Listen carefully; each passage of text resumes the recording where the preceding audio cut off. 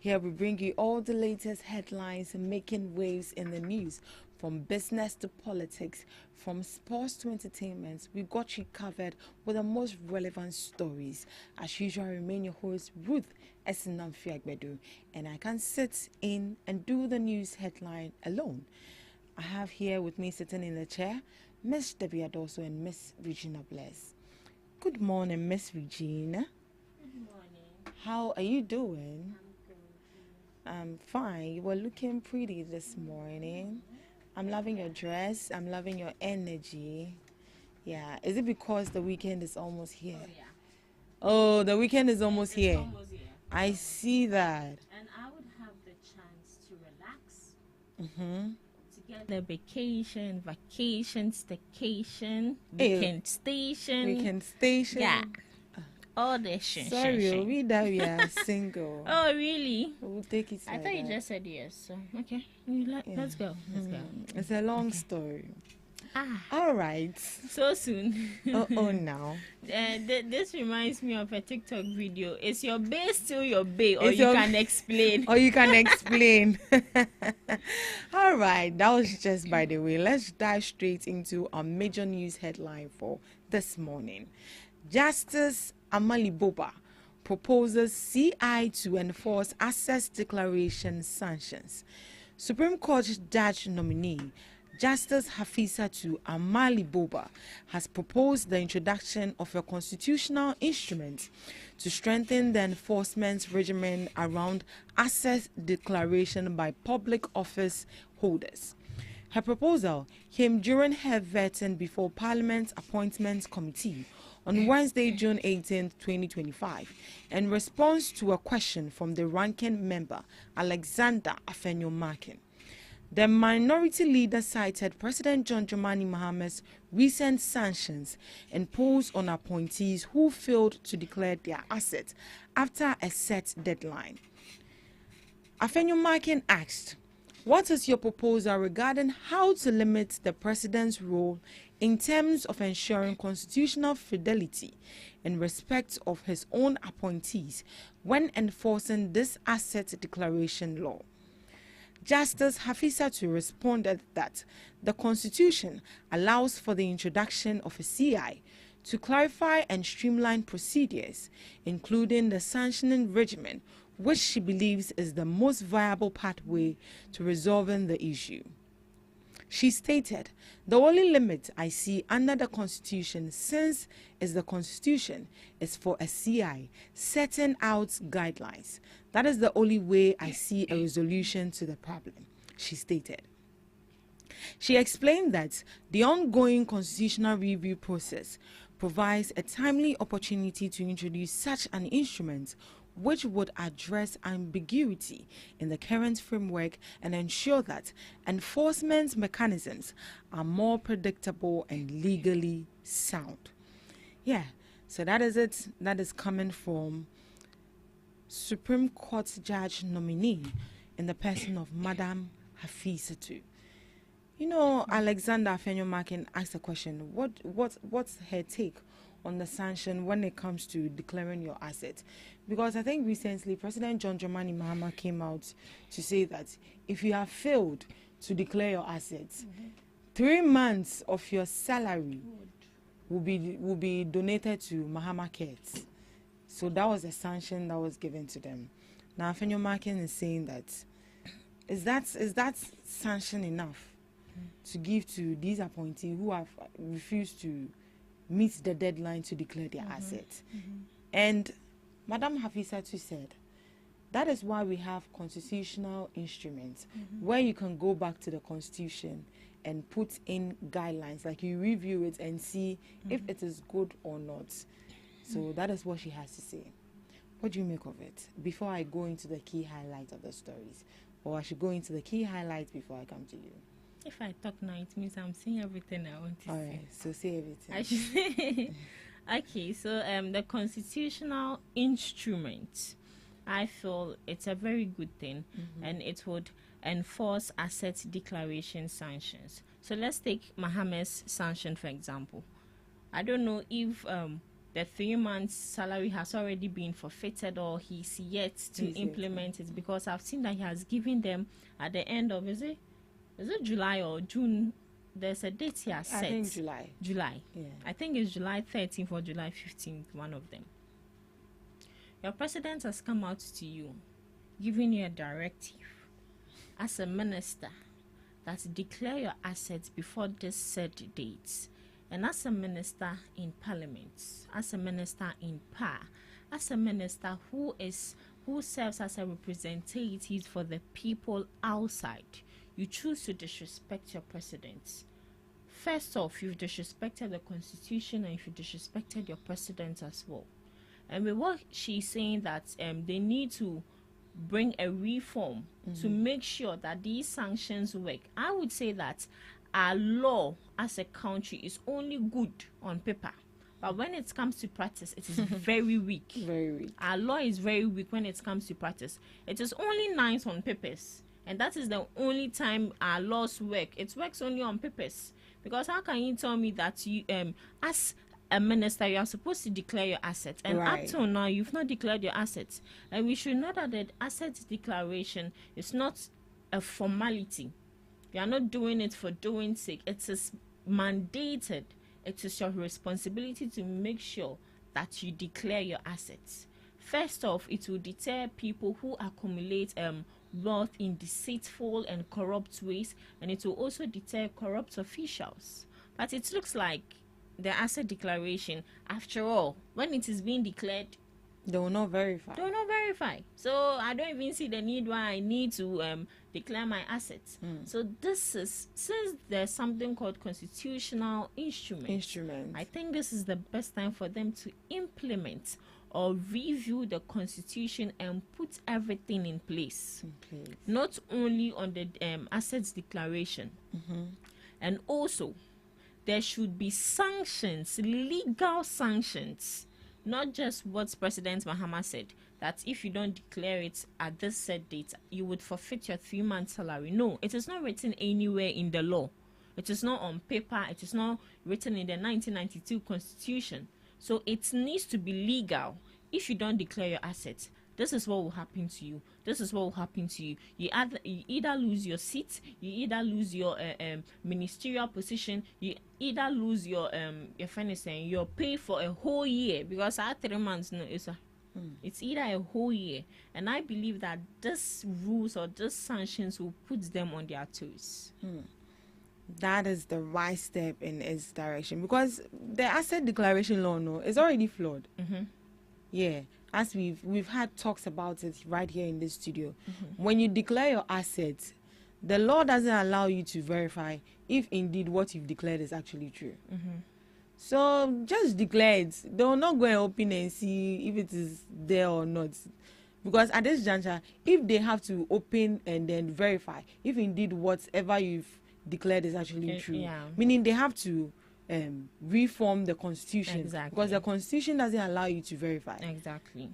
So even with the assets declaration, I feel that when you do it and when it's on time, it even boosts the trust of the public. Yeah, because you are doing what is right, you are going the right direction, you are going according to the constitution, the laws of Ghana. So trust me, the people would learn to trust you and also learn to trust the government. But here's the case: you are not even listening to your president, you are not even obeying what the constitution is saying, and you want the public to get your trust. They say trust is earned, but it looks like they are not trying to earn our our trust. All they know is, after all, they've already been elected, nominated, so they are in power. 4 years will come. So Justice Hafizatu suggests that the constitutional instrument is to create clear rules and sanctions for asset declaration violation. And she also proposed that her proposal aims to limit the president's personal role in enforcing asset declaration laws, making the process more objective. So this one is not like the president is the one supposed to tell you that Exactly. come and declare your asset. Exactly. You know the law. You know the law. Just come and you and know do it. that when you don't do it, before you declare your asset, you even need to go through the constitution. This is what you need to declare. This is the timeline. If you don't do it, this is the penalty. This is the sanctions that will be given to you. Right. Then everyone goes his way. The president has a lot on his plate already. The asset declaration, so oh, Ghana. So the goal is to strengthen accountability and prevent public officials from ignoring asset declaration laws without consequences. So when there's actually a sanction that you know that you are supposed to declare your asset, and then if you don't do it, automatically you know that this is what you are going to face. These are the consequences attached to it. But here lies the case in our constitution. It doesn't even allow it. Whether you declare or not, they will not punish you. Nobody will do that. This one that President Mahama said that if you don't declare it, your 3 months salary. It's Takashi, you take one. Takashi. It's Takashi. And if he can do it, he can withhold your salary. They can donate that your 3 months salary to Mahama Cares. That's a good initiative he has already brought up, and he needs donors. So if you have failed to declare, I said, why not? I'll use your money for that. Exactly. Yeah, and it's a good cause. Yes, it's a good cause. It's going to help the sick people and then those who are having. Say 3 months no in come be a website in my now be a funny moment number to na. National cake. 300 be na. That's a lot. So that is coming from Supreme Court Supreme Judge nominee. She believes that the current constitutional review process offers the perfect chance to introduce these legal reform. So over the past few months we have been President Mahama has set out a committee to review the constitution and then make some amendments. And she suggests that this is actually the right time. This is the perfect timing to, put that into our constitution. Yeah, so that is it. Let's move straight into our next story. Government to pilot 6-week basic military training as part of national service. The National Service Authority has announced a significant development in the forthcoming 2025-2026 National Service Cycle with the introduction of a 6-week basic military training program. This initiative, which forms part of a broader strategy to enhance national cohesion and civic responsibility among graduates, will be rolled out on a limited scale during a pilot phase. According to a statement released on Tuesday, June 17th, a select number of graduates from the upcoming cohort will be deployed to participate in the pilot phase of the BMT program. The National Service Authority emphasized that participation is voluntary, with interested applicants invited to express their interest during the standard online registration process. The training, to be delivered in collaboration with the Ministry of Defense and other relevant agencies, is designed to equip young graduates with essential skills in discipline, resilience, and teamwork, while fostering a greater appreciation of national security imperative. According to the authority, final postings to user agencies where graduates typically serve in civil institutions, educational establishments, or healthcare settings will only occur after the completion of military orientation. The National Service Authority has assured that this phased approach will ensure that no participants forfeit their assigned work placement due to involvement in the BMT. The NSAA has reiterated that it will thoroughly review the outcomes from the pilot phase before considering a wider rollout. Yes, so government is set to pilot a 6-week basic military training as part of national service. Yes. So when President John Dramani Mahama was coming to power, as part of his manifesto reading, he said that national service, now you people, military training, you people start going for military training, you people start going for you'll be posted in the military sector. And now it is happening. There's going to be a 6-week basic military training as part of national service before you go into it. But before we dive into the main story, what do you make of the whole introduction of the military thing into our national service scheme?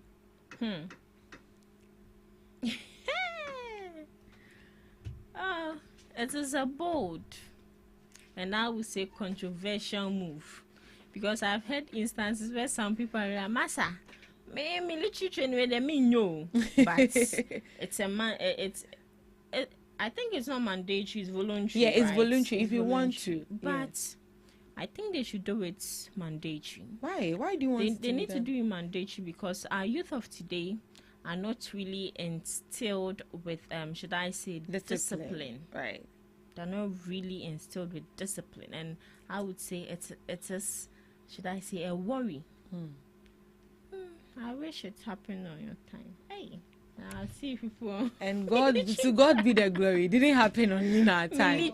Military grounds. If I have to do my national service again, I'll do it. You do it. I just want to try something new. Yeah, I'll do it. So you go. You are why? The way he's looking at me. You like to be in the military. Yeah. Wow. So what? Sure, too much. No, this is. I'm not sure this one has to do with criteria of whether it's service. It's just like the way the Nigerians they do it. But before Nigerians, that's how they do their national service. And even their outfit alone looks like a military. So immediately you see the person in the outfit, you know this one is a national personnel, national service personnel. But with Ghana, it's not like that. You know, after what is it called? They are done with their service in Nigeria. When they see the person who enrolled them or who supported them, there's this military, what is it called? Military, yeah. They just salute you and say a whole lot of long emotional words. Emotional words? Oh, exactly. Wow. Emotional and sweet words. So just imagine you go to you join the military, then you're done, then you just salute. Yes, sir. Oh, it's going to be a nice experience. But for me, I don't think I have that strength. Okay, so let's look at some positives I outlined it down. Hey, I outlined. Right. Yeah. That's fine. Okay. Yeah, allowed. So first off is discipline and patriotism. Right. Military training often instills a strong sense of self-discipline, resilience, and national pride. You see, earlier, I said most of these things are lacking in our youth of today. And also, it may build a greater sense of civic duty, which aligns with the core goals of national service. Secondly, emergency preparedness. Ghana faces rising threats, cybercrime, terrorism, floods, and even political instability in some regions. So the basic military training could help develop a youth population that is emergency ready, especially in security, disaster response, or national crisis. So just imagine, what is it called? There's an issue where, we need youth to fight. So we can take the NSS personnel. But someone will be like, I went to the university to go and learn communication, and then you've posted me to go and do. It's just a 6-week thing. But and the national service is 1 year. Yes, it's 1 year. And I like for the fact that exactly 1 month, 2 weeks. We have 4 weeks in a month. Yeah, so 1 month, 2 weeks. Yeah, and I'm happy I read that it's actually voluntary. Yeah, it's voluntary. So if you want to, you apply. They should have even done it mandatory self-imposed. I see it to be a good one because we have a lot of people who want to go into the military. And but that one would way or even the other, be, maybe their SHS result wasn't that good, so they shifted or they diverted their career. And so going into it is just like bringing back and then having a fake trainee. I'm sure by the end you'll be given a certificate. Yeah, you'll be given a certificate. You'll be given a certificate at least. Yeah. So I feel like it's me nyankameo. Oh, being in the uniform alone, Christ, is a full or some kind of. The uniform there is nice. You get but when you get to wear those uniforms, doesn't mean you get to act like a military person. No, you're not going to act, but definitely you'll be allowed to go through some training. It's not built your CV, your portfolio.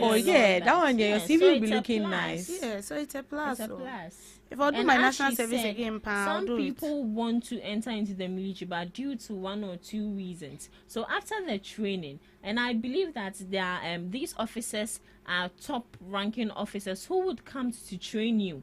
So I believe that these people will see the good in you. They will see that, oh, this person is capable.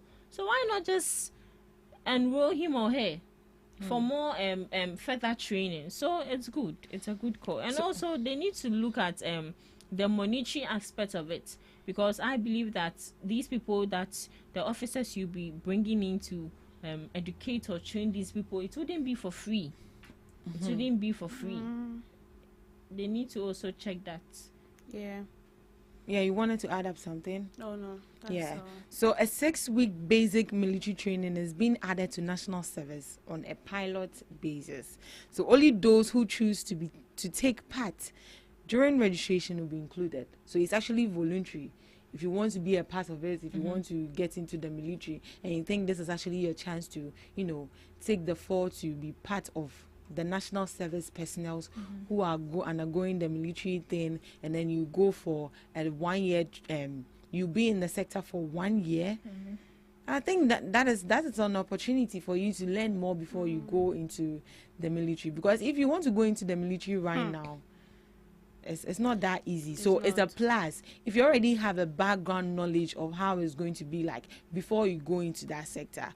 So it's an opportunity for anyone out there who wants to be a military personnel. So to promote discipline, civic responsibility, and national cohesion.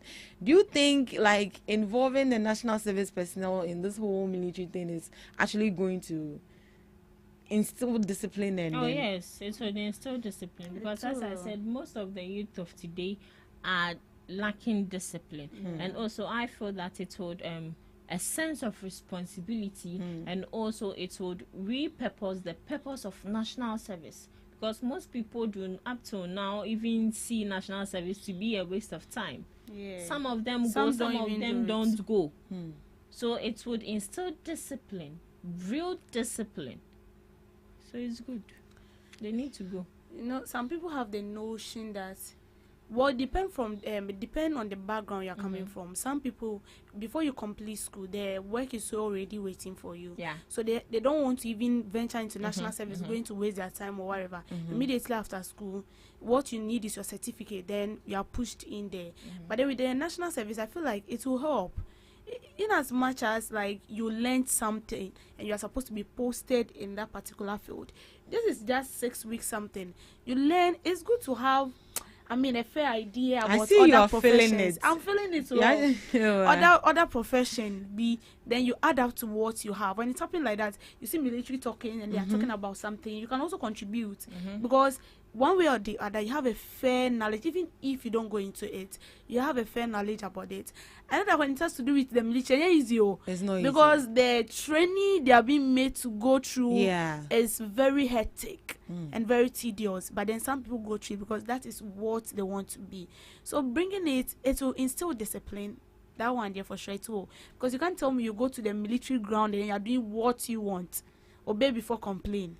Now I got to tell one, we are complaining. So definitely it's going to instill some sort of discipline, and I feel like it's just a way of resetting the national service. So it's good. Well, I'm just hoping that after President John Dramani Mahama's term, they don't take it out. Yeah, because if it's indeed a good cause, and then we see that, so they actually want to see if a lot of people will actually register for it, and if they do, then that is a green flag. Then people are really into it, and then they should make it stay even after this administration pass on. I feel like it should be something that should stay in a national service scheme, it shouldn't be taken out. All right, moving on to our next story. Education Minister Haruna Idrisu outlines 6 major updates on Mahama's education policies. From student funding and SHS feeding to local sanitary pad production, Education Minister Haruna Idrisu outlines 6 major policy updates under President Mahama's education agenda. Minister for Education Haruna Idrisu has presented 6 key updates on the implementation of President Mahama's education reforms at a mid-year performance briefing with the media on Wednesday, June 18, 2025 at the Jubilee House. Now, here are the 6 critical highlights from his presentation. So we are going to take it one after the other. So 1, stakeholder-driven reform. The minister revealed that the recently held National Education Forum attracted overwhelming participation with over 2,000 reform proposals submitted by stakeholders. These suggestions, he said, are actively shaping the ministry's long-term policy direction. So that was for 1, stakeholder-driven reform. Now, the second, no fee stress portal usage surge.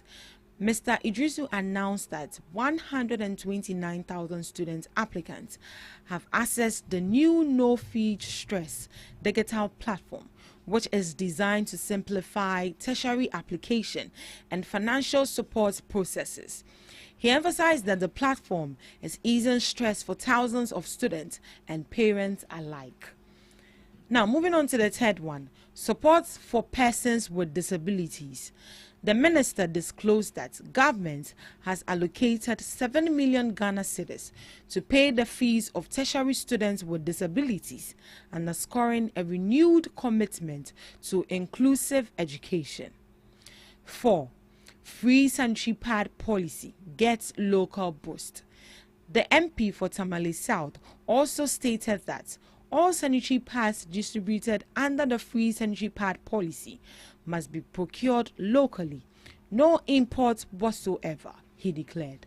A proposal is also under review to establish a sanitary pad manufacturing facility within the prison service to create jobs and ensure sustained supply.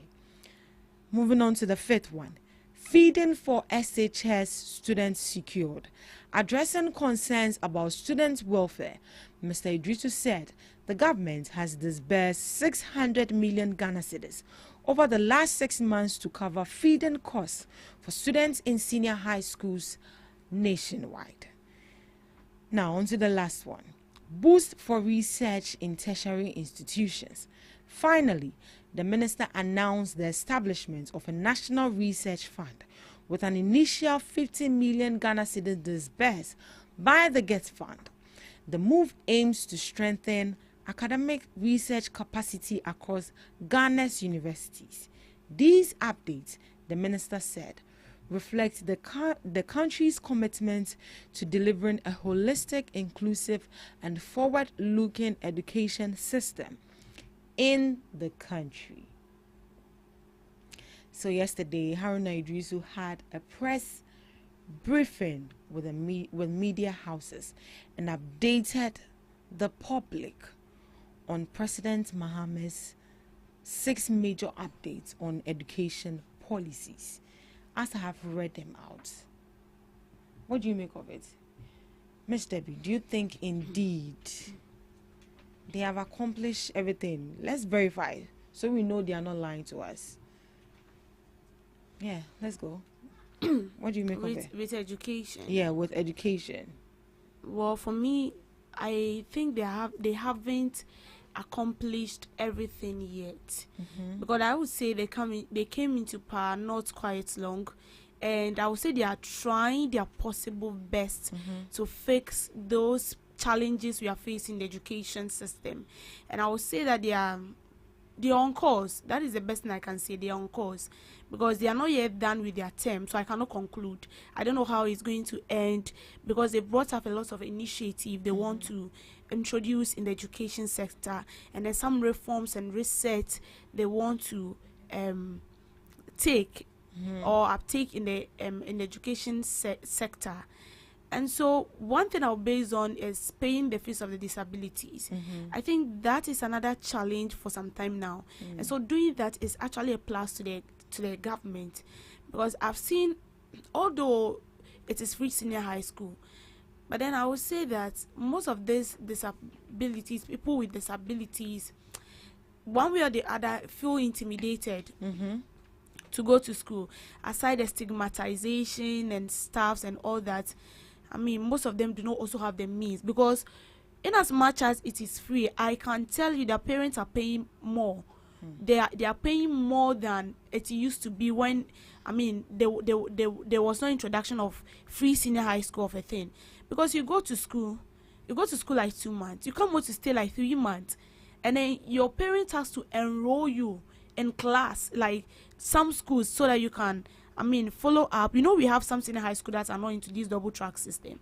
Yes. So they flow the normal way it was before.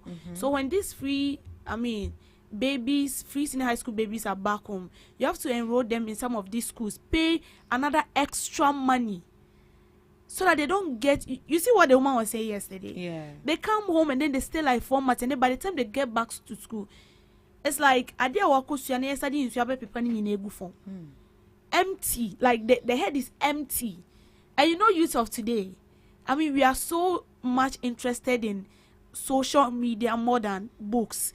So when you're back home, if your parents are not the type that they'll either enroll you into another school for you to go for classes, or they will tell you to go and learn maybe catering for that 3 months, tailoring for that 3 months before you go back to school.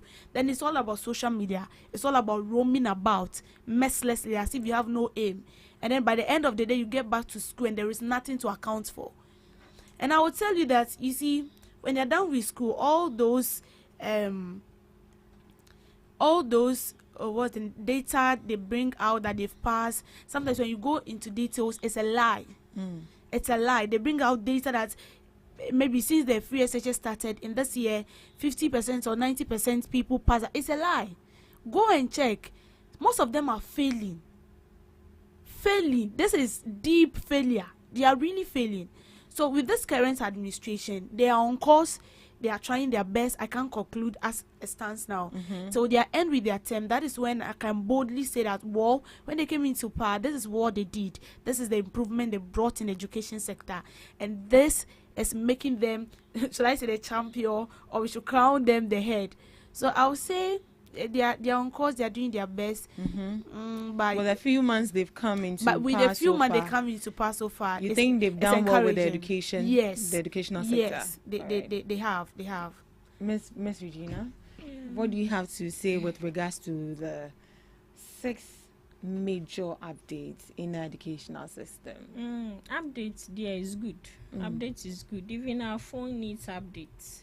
Our laptops needs updates. Human beings needs updates. So if our education sector is being updated, is good, because they need to flush out a whole lot of toxins out of the system. For a while now, our education sector has been facing a whole lot of issues. So I feel that with what President John Dramani Mahama is doing is the right step in the right direction. Looking at our free SHS, it came with a whole lot of issues. In as much as we applauded it, when you are doing something as a human or as an institution, you would definitely be applauded, and also for the bad side, you'll be criticized. In as much as it's a bad side, it's still a good side for something to be criticized, because if it's being criticized, it will put you on your toes. It would make you do the right thing. So looking at the free SHS, we had a whole lot of issues, from infrastructure, overcrowding, students not being fed well, and all that. So they should look into it. And also with the free, is it a free first year tertiary fees? Yes. It's good to support some of the students, even if it's possible. They should do it that first term. You see, the first term. If it's level 100 free, you go. Abi is not like that. It's only one term. They should do it like that. If it's level 100 free, and then in Nayebeko school, so it's good. Yeah. So critics. There have been critics when it comes to how they are reforming the educational sector. Someone will say that the no fee stress portal usage, the free admission fee President Mahama has decided to take upon himself to, cater for these students when they are entering into the tertiary level. Someone will be like, this thing is, people are already paying, so Why won't you? Why have you taken it upon yourself to feed for these people, like to cater for these people? And then when you come to something like the free sanitary pad policy, Nkofoka say, there are schools in the bush, blocks. They have not been completed. Why don't they channel their energy to those aspects to complete those buildings rather than coming out sanitary pad? We're already buying our sanitary pad. Why do you want to share sanitary pad? Oh yes, we've heard a lot of comments with regards to that. Yeah, so that is do you think that these things that has been outlined, they are really is a really priority? It's a priority in the educational sector as it stands now. As it stands now, yes. So what's the topmost priority these people are talking about aside our education, our educational sector, or in the education sector? Aside what has been outlined, what else? We still have schools on the trees. We still have students sitting on the floor learning. We still haven't heard anything with regards to that. Some schools are not properly finished. Some schools don't even have ICT lab, but they're writing BEC for ICT. How do you ensure these students to pass? Okay, for that, I do agree. You get it? Well, this is just their first 6 months. But people are saying that, when you came, these were the things you should have tackled, rather than coming and share sanitary pad. Right. So they should outline it and tag the president. For him, then he will listen to them. So they should just tag him. Yeah. But one thing that I think I'm really impressed when it came to this educational reform thing is the minister disclosing that the government has allocated 7 million Ghana cedis to pay the fees of tertiary students with disabilities, underscoring a renewed commitment to inclusive education.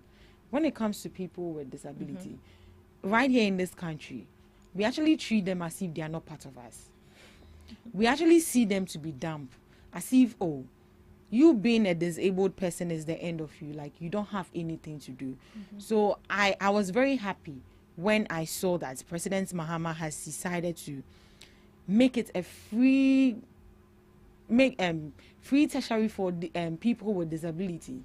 For the fact that I'm disabled doesn't mean I'm not capable of doing anything. Do you get it? Yeah. We still have disabled people who are professors, and they are doing massively well. Yeah, and I think during the administration of the previous government, I think, is it municipal or district chief executive? In the OT region, that was done by. There was this man that was appointed by the former president, Akufo-Addo. He was disabled. One of his leg was, cut off. Yeah. But then he was appointed as a minister. You see? So at least if they have the education is key, we say. So if they have the education, even if they can't do anything with their hands, their brains are there. Critical thinkers. All right. So that was coming from Education Minister Haruna Iddrisu, updating the public on the major, policies they've reformed into our educational sector. All right, this is where we draw the curtains for the news headline review. Up next, we have Debbie's Girl.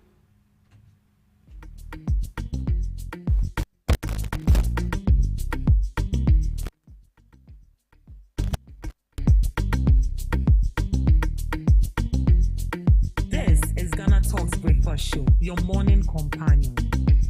What do you...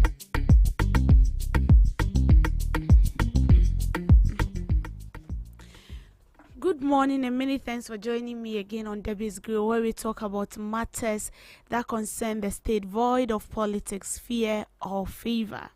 Now, I came across something yesterday. It was a bit funny, but it wasn't, because I saw a lot of retaliation from Ghanaians. Now, Ghanaians miss the new patriotic party, and they are crying out for us to come and rescue the nation. So this is Alexander Kwesi Akwa, Member of Parliament for Akim Oda. So he's saying that per his observation and per some communications he has had with some Ghanaians and the survey they've gathered, Ghanaians are really missing the new patriotic party, and we are calling them back to come and rescue the nation. Now, a lot of people were tagging me actually on this. And the question that keeps popping in mind is, how are we, yielding or yearning, let me use that word instead, how are we yearning for the new patriotic party? And then what shows that the country as it stands now is in crisis, and that the only people that can rescue us is the new patriotic party? I think they went into opposition, it's not even up to a year. We are almost, we've actually divided a year. So we are getting to the end of the year. And so I would say that they are in opposition for, if my memories get me right, that would be, we are almost in our 6th to 7th month. So I would say they are in opposition for 6 to 7 months. And now the survey they have is that we are missing them. And that the country is in a mess. And then we want them to come and save us. You know, I'm not trying to do politics here, but let's face the fact as it is. This current administration came into power not quite long, and we've seen what they are doing. Now we've also experienced their administration. We've saw what they have done. Now comparing these two, which one do you feel like was in a total mess, and which of them do you feel like have come to save the country, or have rather pushed us down the drain? Because I feel like the current administration came into power not quite long, and we are still looking out for things. We are still, forging into them to see whether they are going to fulfill the promise they've made to the Ghanaians. Now, Mr. Alexander Akwa is saying that the country is in crisis. I don't know which kind of crisis he's talking about, but what I can remember was that during their time, inflation was high. Prices of goods were skyrocketed within a twinkle of an eye. I also know that during their time, they made a lot of promises. We didn't see anything. We saw some being fulfilled. I would say out of 100%, 10 was fulfilled. During their time, we saw allocation of money for projects which was not completed. Even with some, you get to the ground, you don't even see the project, but the money is gone. And we cannot even change the people who this money was entrusted in their hands. We can't find them up to now. Whether they are still alive, whether they are dead, we don't know. And I can still remember that at their time, they introduced nuisance taxes. It means ongoing grievances by Ghanaians. That the country was in a mess. We saw nothing. That was in their time.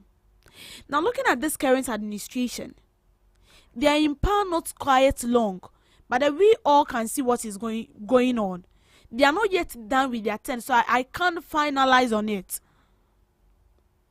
But we know what is going on.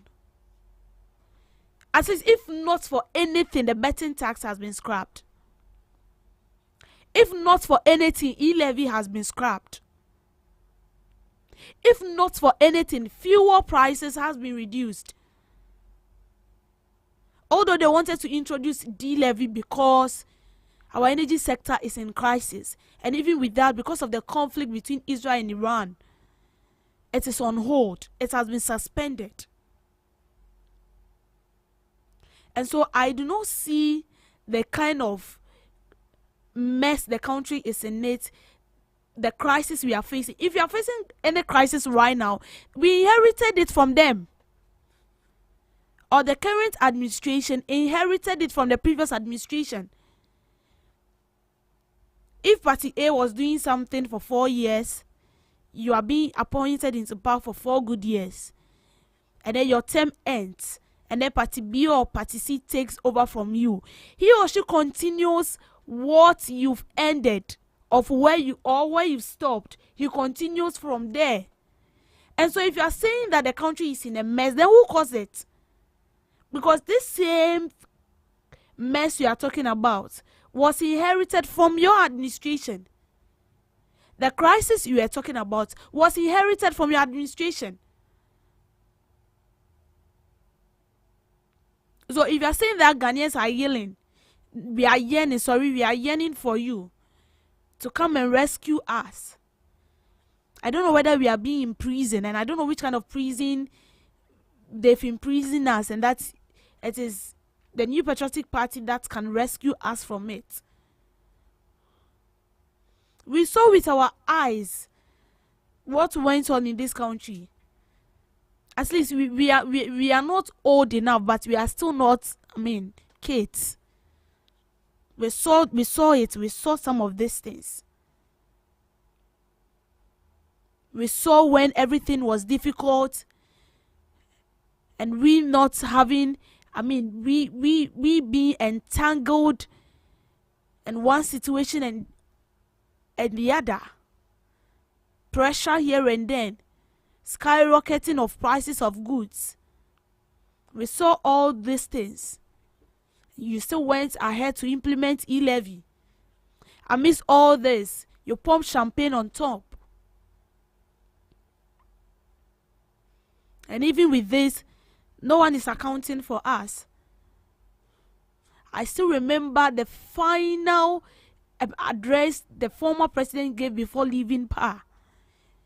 He didn't address this, he didn't pinpoint on these things, especially with the National Cathedral. When he was being asked, he laughed over it, and that ends it. What the money has been used for, where the money went, no one knows. They've told us that they've inaugurated Agenda 111 hospitals, and they've completed 90% of it. Getting on grounds, we realized that out of the 100%, it is somewhere 25 to 30% that was completed.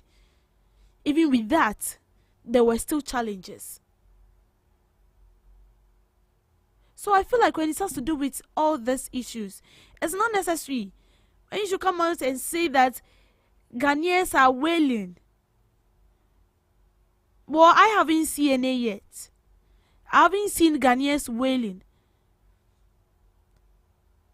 We wailed during your administration. And I would say that the previous administration was one of the administrations that Ghanaians really poured out their hearts. It was during those times that demonstration here and then. And every second we were demonstrating. And every minute we were demonstrating. Because we felt like something was not going on right. But they felt like, well, we are in power. They've already voted for us. As far as you voted for us, there's nothing you can do. What we want is what we will do. But governance is not like that. It's not only centered about you, and you.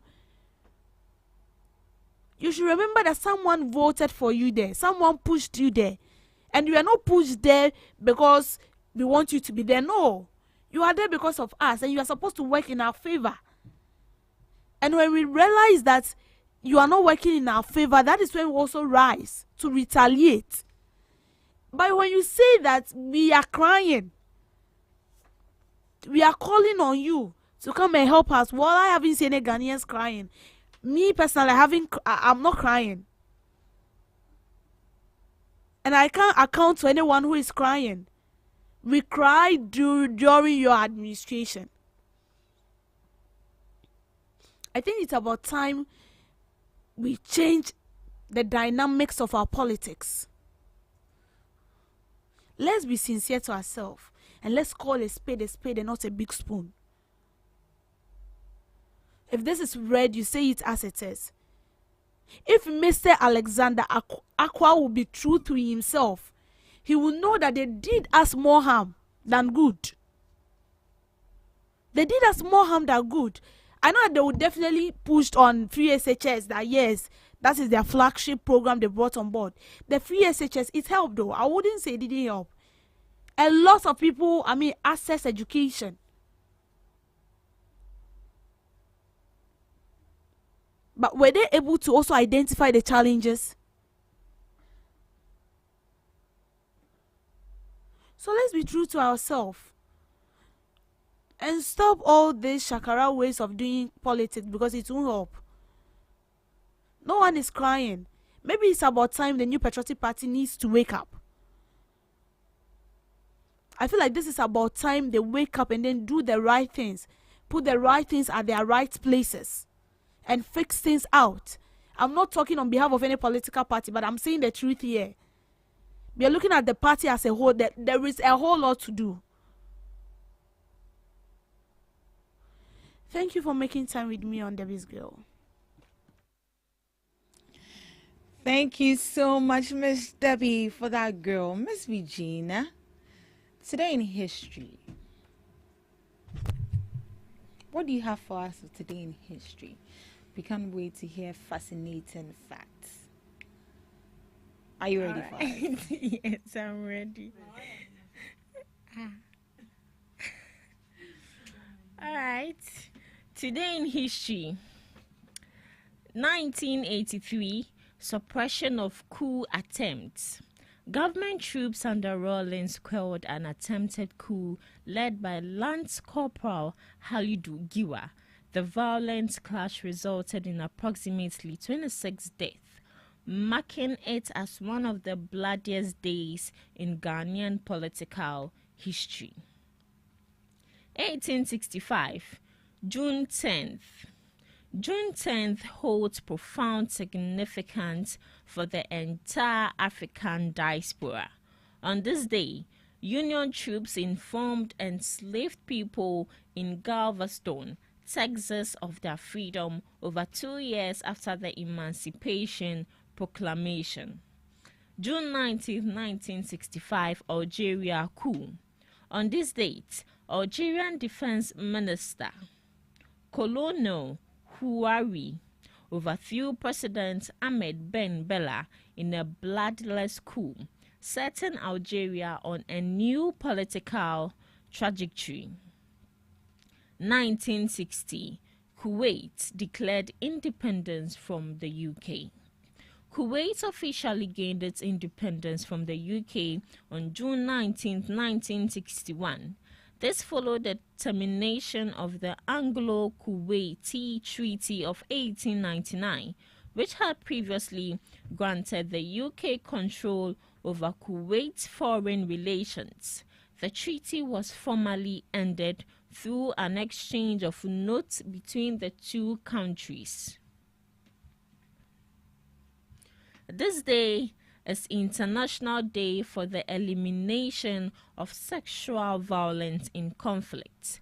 It raises awareness and honor survivors of sexual violence in war zones and conflict areas. It also marks the day in 2008 when the UN Security Council condemned sexual violence as a weapon of war. World Saturn Day is observed on June 19th each day, encouraging people to slow down and appreciate life's simple pleasures rather than rushing through it. It is a day to relax, connect with nature, and enjoy a leisurely walk, promoting a more mindful and stress-free lifestyle. Did you know that the Akan calendar has a unique system of naming people based on the day of the week? Yes, the Akan people of Ghana have a unique naming system where kids are often named based on the day of the week they are born. This tradition is deeply rooted in Akan culture and links each day of the week to specific male and female names, like Wednesday, Ikia. Wednesday, Kweku. Yeah, that's the only day I know.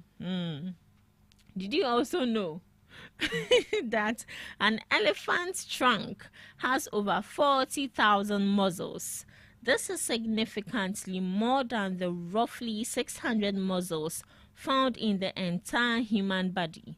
These muscles, along with a network of tendons and ligaments, give the trunk incredible strength and dexterity, allowing it to pick up a single blade of grass or uproot a tree.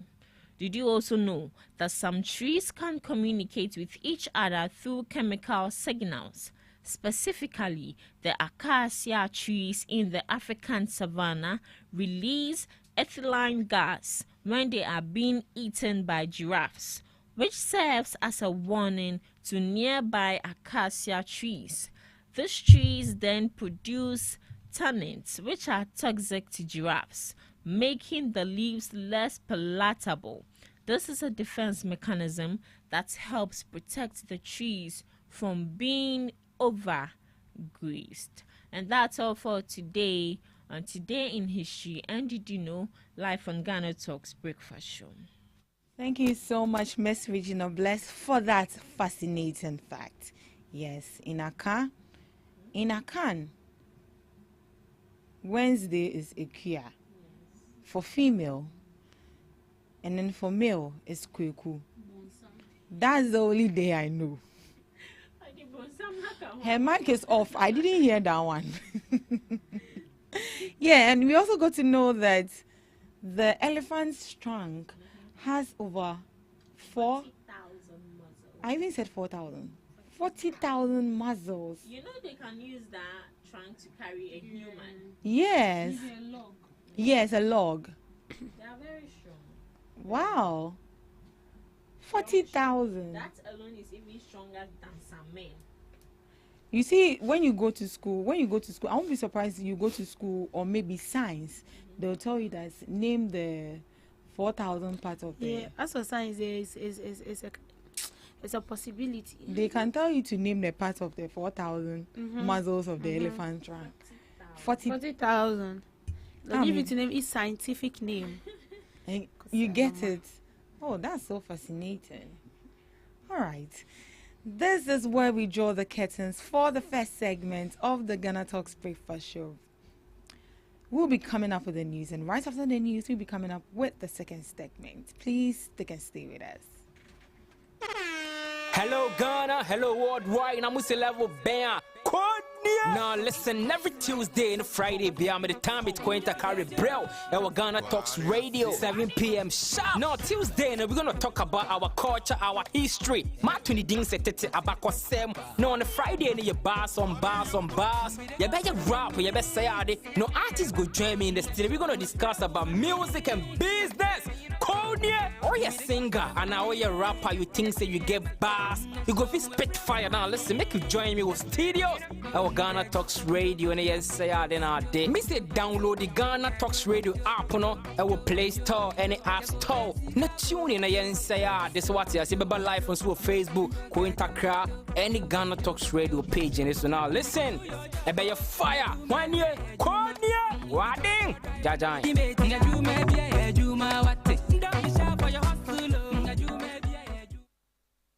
What do you want for breakfast? How do you want your breakfast? English breakfast. French fries. Koko Nikosi, alo komi kesheto. Wache. Well, Gobe is the real deal. Join us on Ghana Talks Radio. Let's serve you a buffet of breakfast. From news headlines review, current affairs to social issues. Entertainment, sports, and all the trending stories live on our mobile app and across all socials from Monday to Friday, 7 a.m. to 10 a.m. With me, Pakwesi Omare, Regina Bless, Deborah Adoso, and I am Esinal Fiagbedu. This is Ghana Talks Breakfast Show. Ghana Talks Radio, #1. We bring you local news, business news, international, sports, and entertainment news. Right here on GTR.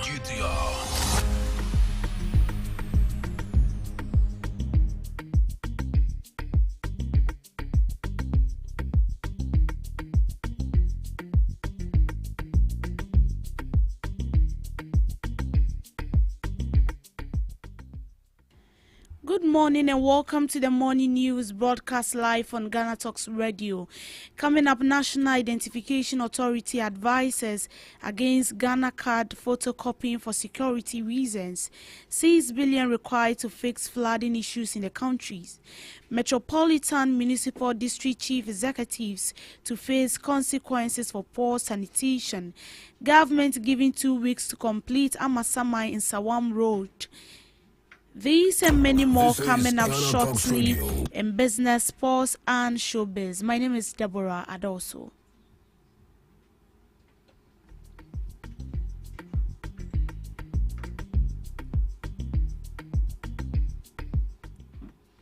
The National Identification Authority has cautioned the public against allowing institutions to photocopy their Ghana card for verification purposes. According to the National Identification Authority guidelines, institutions should instead verify the card through prescribed methods to ensure secure identity verification. Photocopying digital copies of your Ghana card expose you to identify theft and enabling criminals to use your identity to commit crimes. They spoke to the media. See if truly you are the one standing before the teller. Unfortunately, most of these institutions, instead of subscribing to our verification platform and getting the right information and all that, they have resorted to taking the physical Ghana cards from applicants and making photocopies of them. We want to use this medium to plead with the public. Do not allow any institution to photocopy your Ghana card. They are supposed to approach us and get onboarded. So we give them the data for them to do proper biometric verification. We do not accept institutions that are doing ocular verification. We can only get here if the public refuses to give them their physical Ghana cards for photocopies. Moving on, the Minister for Works and Housing, Kenneth Ejay, has informed Parliament that approximately 6 billion is needed to implement comprehensive flood control measures in the country. To finance this initiative, the government is considering partnership with the private sector. This move aims to mitigate the impact of flooding. The government hopes to leverage additional resources and expertise to enhance flood control measures and protect communities. Mr. Speaker, finally, the ministry estimates that an investment of approximately $6 billion is needed to implement comprehensive flood control measures across the country. We will seek public-private partnerships, climate financing, and development partner support to realize this vision. We remain committed to building a Ghana that is flood resilient, climate smart, and safe for all citizens. With the support of Parliament, stakeholders, and the public, we can turn this crisis into an opportunity to build sustainable, inclusive infrastructure and protect our environment. You heard from Kenneth Ejay, the Minister for Works and Housing. Moving on, President John Dramani Mahama has warned metropolitan, municipal and district chief executives of holding them accountable for sanitation failures in their localities. He emphasized that maintaining a clean community will be a central indicator under his administration to determine whether MMDCEs remain in office or removed. The cabinet will soon meet to consider all full decentralization of the sanitation budget. Metropolitan municipal district chief executives will be judged primarily on their sanitation performance with regular sanitation to evaluate their progress. President Mahama also aims to improve sanitation management at the district level, enhance local accountability, and to create a conducive environment for Ghanaians. Sanitation is a national emergency that demands our urgent and immediate attention. The relaunched National Sanitation Day will go beyond just monthly cleanup campaigns. It will be a strategic citizen-led movement for behavior change, environmental health, and sustainable urban development. As MMDCs, you will be judged by the cleanliness of your districts. A filthy town is not merely an eyesore, it is a public health hazard and an indictment on leadership. Sanitation will be one of your most important key performance indicators. International experience affirms this. For those of you who have been to Kigali, I should send you there one by one. The Rwandan government, through empowered local authorities and monthly community cleanups called Umuganda, has made the city one of the cleanest in Africa. In Singapore, strict enforcement of sanitation laws waste segregation and recycling have become standard practice. And in the Scandinavian countries, municipalities lead circular economy models that transform waste into energy, jobs, and revenue. These successes by these countries are not accidental. They are driven by committed local leadership, civic education, and accountability. And we must learn from these models. So your mandate on sanitation, you are hereby tasked to establish district sanitation task forces with clear responsibilities and regular performance assessments. You are tasked to mobilize communities, including schools, faith-based institutions, and market groups for cleanup, education, and inspection drives. You are required to partner with the private sector for waste-to-energy projects and sustainable recycling value chains.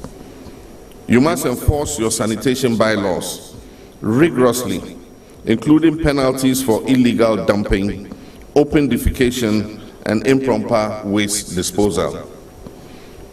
Under the last administration, they passed a law to clean your front. How many districts are implementing this clean your front? If everybody cleaned the front of his house, it will make your work easier. And so if you can enforce it and make sure that those who don't do it are sanctioned, then it will make your work easier and your resources will go even further. We're working to include a national sanitation index in the local governance performance assessment framework. And so your district cleanliness, drainage, and hygiene infrastructure will be measured and published each year. The cleanest district will be named, and the dirtiest district will be shamed. You heard from President John Dramani Mahama. Moving on, transport operators have given the government a 2-week ultimatum to complete the Amasaman-Sawam Road as part of the larger Ofanko Road project.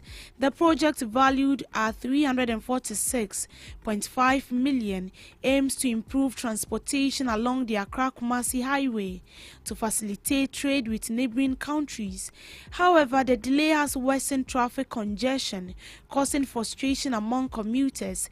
This has sparked anger in transport operators, giving the government 2 weeks to complete. They spoke to GhanaTalks Radio. By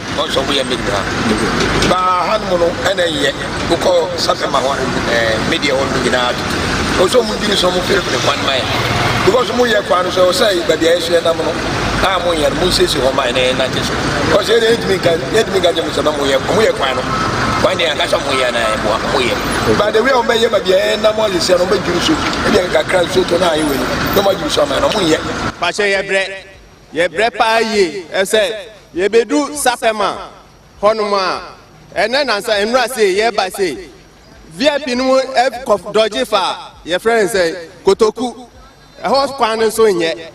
I say so far, so I'm not Obia for 1 way. Oma Daveti, no Biabe crash it. Yes, I ain't being caught. Wow, if you cry bano, won't mean caught. Wow, so I feel in some bano, won't mean ma. Both said nest in being so a Juma, or quite Jumana, say, or quantamono. Now, or the traffic, or Pekakra when you're being caught. Fats, a bread. A quan owns a my Mununa to Afra. I was saying, come here, Bako. Oh, no, come with Jabako. No more Bako, Juma. Only so no papa pane so afa so the balance I ble and say more 2 million boom. The best way ni say I was say you so then mu pe bibi yes so my mo sound so my near me faso grabos mu jusu a na mo ye ba ko na so na ba ko so we say load ID kwe ye be tie ke 3 hours anse na edu amasaman ana papa ye ba na pan kran ye nkra bibi aka no e take ye 2 hours anse na ye cross they say ye be take 3 hours anse na dia kwa amasaman be aka ye be ko demonstration na e kwa no mo anya ni aja kwa na ato ba na che too much the driver abefa Kumasi kwanso abribia eko in and out that the way a car sit down in a car sit off from the minimum some dream and so I wo man because ye kwa ye ba nyina na enipa ewu akwahye car sit down amafo dwapade e hwere wom because ye fa na ma fritema na ye de Kumasi a uba bedu obetutoma ba bedu ha no na ne mani nyina hwe agu almost 5,000 coaches and the Ghanaian traveler coach coach ni mu ede ba se kwan no enya kwampa coach ni nyeden emu enye den enu nti yesre se eye select committee fo no omma ye bre animu ya na ye no omumahia na omma ye bre animu ya bia ne enu se ye bu akaya yam na se bre na ma in the next 14 working days Ebrana ma in the next 14 working days say select committee on roads 2 weeks assembly about 14 working days say ajem mensa any asenso buache omotimia facilitate a meeting between the roads minister and the 5,000 man coach drivers no am here hunu dia esese ye any dia ye any timelines that ho dia e dia ne ye kan say omobama Ghanaian traveler no watua a specific levy for some bad roads from Namsuano. If it's a busia be any baby, or maintenance. And that was from some aggrieved transport operators in the Amasamai in Sawam Road. Moving on, former Minister of Education and MP for Bosumtwi has officially declared his intention to contest for the New Patriotic Party's flag bearership ahead of the 2028 general election. Mr. Educhu made this declaration in a statement shared on his social media page. He revealed his capability with conviction, humility, and a resolute heart to offer his leadership to the party and the country.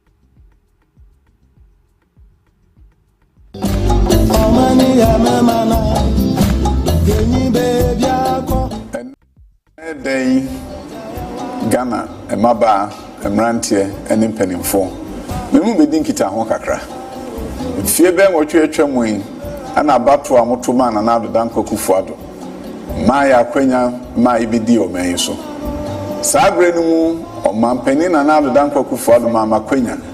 Ama me begina mu ma wanfo a wobosomtwe enu achi no mesan ebeye deputy minister of education achire bisa beye minister for education nam sa kwenya yi so adwuma me yeye e wo moanim munyina mu di ho adanse na nei de ma kono ye mefe ene so bia me nam bia bihia mo a bitimi ba ho be ka kire se Dr. Dutum ye da wase ene adwuma pa wo ye ma omen me nso me da mo ase e wo pepa munya ene mpa abo amoboye e de ta machi ma madwuma ye no nso ebe so moani meda mo ase pa nyame eisram ma bravo mu nyina ade ba akwa me hu se nyame e ma makwanya se me som esom no e de me kopie abrochimemu o ma e frɛ no America ana California ko California nyame ye madom e ma obibini me ko bie schools akese be me nsa ho e de som America man enche pi America emrase bedwom ebo mabaso ema mamo ewodwuma bekoye ho be mfie aduonu a atwamu enam sa akwanya no so eno mampani samre no onye ni mampani na na dan kwakufu ado bepie ho be hu madwuma ne hu dwuri no ka kire me se krache bragana na be boa me na mensesa egumesuam be ba ye nso de ose ye woyo bosomchefo ada Roma omoto abama me amekomra se bedwom ibedi oman engumesua anim ewo mfie na atwam ema itimi ye adwumaden ye bi ese be ma be ye bi na wa meye ni nyina emre ba na emre twam na sabre ye party ye nhihye a nyame ya adom a enche pi ombe bi ekwan ato ho ama wo a opeso tu franka wakofa krata na odudin akoka ho ame ato so aba emre ndu a mo ada Roma mepese mejina bi na me nso makotu sa franka yi edi ama me party na se medim kunimu a mabeye omampani ama mu nyina na mujidi amunya omemu ama me ko education ministry bebeye minister amomo abaso ewo monten so no minim se sagidie no ena delegates ene wo ma Kenya ne Ghana fo nyina mo beta bachi na sagidie no ene nam so emema daachi mo ada Roma betimi edi oman ni me den sesan sonko a ewo abrochimemu no yedi bia baha na yetimi ehu se yenso isi mu achede na enso nkachi oman fapim efri omampani odi campus so bedru sabre no ye ba beto so na oman dachi ebeyefe medamase nyame nsra. And that was from an aspiring presidential flag bearer of the New Patriotic Party, Dr. Yao Osei Educhum. Moving on to business, government is not rushing to re-enter external markets despite credit rating upgrade because of its priority in stabilizing the local economy, says Dr. Sharif Mahmood Khalid, economic policy advisor to the Vice President. Speaking in an interview, Dr. Khalid defended the administration's fiscal discipline following Fitch's decision to upgrade Ghana's long-term foreign currency issuer default rating from restricted default to B with a stable outlook. This rating is not just for us to accelerate and go back to borrowing, he said. We are not getting bullish. We are focused. We want to stabilize the domestic market first. He argued that whilst credit ratings like Fitch are primarily geared towards external markets, Ghana is not ready to return to those platforms yet. This is for the external market, which we are not ready as of yet to even start pushing through, he insisted. We believe in stabilizing the domestic market, which is why we have internal controls. According to Dr. Khalid, the improved rating is not a fluke, but a result of deliberate choices and policy moves taken since the current administration assumed office. If you look at these ratings, when we took office, remember we started to make some gains thanks to the domestic debt exchange program, he noted. That program gave us some breathing space, and obviously that would impact any external ratings. He also pointed to what he called structural reforms and cost containment as part of the government's commitment. As far as spending on what you call overspending, we've been tightening controls, we've reduced appointments, and that in itself is a signal, he said. Dr. Khalid dismissed the idea that the government had already overspent, arguing that in fiscal management, the market reacts to the budget the moment it is read and when the money is actually spent. Once the budget is read, the market responds whether you spend a penny or not, because the market knows what you are going to spend. You've done the allocation and appropriations. The economic advisor also referenced effort to rebuild credibility with both local and international partners. We reactivated the sinking fund. That's an insurance measure for servicing debt, he explained. If you commit to both external and domestic debt programs, you naturally improve, and that's what Fitch is recognizing. In Dr. Khalid's view, the B rating means something very clear. It means you've improved in terms of your risk of defaulting on debt payment. He credited not just the Fitch rating, but the broader macroeconomic trajectory, arguing that there is no evidence of an economy on the mend. You were talking earlier about the economy looking better. The downgrading is now being reversed. Indicators are being upgraded. Despite the positive tone, Dr. Khalid stressed there would be no complacency. We are not here celebrating, we are building, and we will continue to keep our eyes on stabilizing Ghanaian economy. In related news, the policy advisor to the President Sharif Mohammed Khalid has admitted that the recent credit rating upgrade by Fitch is not the result of structural reforms or economic transformation. He said it is largely the product of the controversial domestic debt exchange program, because the DDEP did give some gains, and obviously that would have an impact on any rating that come externally. The admission contrasts sharply with narratives crediting tough fiscal discipline and macroeconomic reform. Instead, Dr. Khalid revealed the upgrade is artificially influenced by the effect of debt restructuring, not by deep or permanent economic fixes. Dr. Khalid explained that in the language of rating agencies, the current B rating from Fitch simply means we've improved in terms of our risk of defaulting on debt payment. He described Ghana's reactivation of the sinking fund as a kind of insurance signal to external creditors. He acknowledged that the ratings gain is less about current spending discipline or internal reforms, and more about debt restructuring outcome and future commitment. On the issue of fiscal restraint, Khalid appeared measured but non-committal. He admitted there is ongoing paper spending based on budget projection, regardless of actual disbursement. Pressed on whether government is becoming balanced, Dr. Khalid sidestepped the term, saying only the external credit signals are reacting to visible signs of financial commitment, not necessarily to delivered change. In showbiz, Tyler Perry's latest movie did not only gain traction in Hollywood, it had a global wave that swept through Ghana as well. A lot of Ghanaian movie lovers, critics and film buffs took to their various media platforms to either pass commentary or analyze the movie when it was released. While a lot of people found Straw as a movie with a storyline that touches on many issues that single parents go through, others described it as one of Tyler's usual wanton love for sensationalism. Speaking in an interview, Daybreak hit film producer and director Shirley Frimpong Manso vented her spleen on why Ghanaian media was over-fixated on Straw. She indicated that if the attention given to Tyler's new movie was accorded movies other Ghanaian filmmakers have done, they would have made some impact. Why are we talking about Tyler Perry's movie when we could easily have the same attention come to Shirley Frimpong Manso movie, she asked.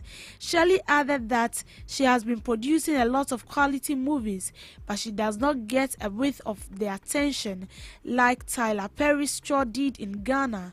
We have put films there that critically examine a lot of things. We released a film called Chainsea Lullaby on Mother's Day. It's a film that we shot a few years ago and we released on our YouTube page, and you should see the film. It's a beautiful film that talks about mothers in all forms, and I didn't see the media pick it up and make a whole song and dance about it like they are doing with Tyler Perry's movie. He doesn't care about us, she said. Shirley, who has been in the filmmaking industry for 17 years, is widely regarded as one of Ghana's top directors. On 25th February 2025, she launched Sparrow Station, a YouTube channel dedicated to her film productions. She is known for several acclaimed movies, including Perfect Picture, Scorned, Life and Leaving It, 6 Hours to Christmas, A Sting in a Tale, and Checkmate. And that's how we wrap up for now on the morning news broadcast. I will be back with subsequent news bulletin later in the afternoon. My name is Deborah Adosu. Thank you so much for doing the listening. Do have a good morning.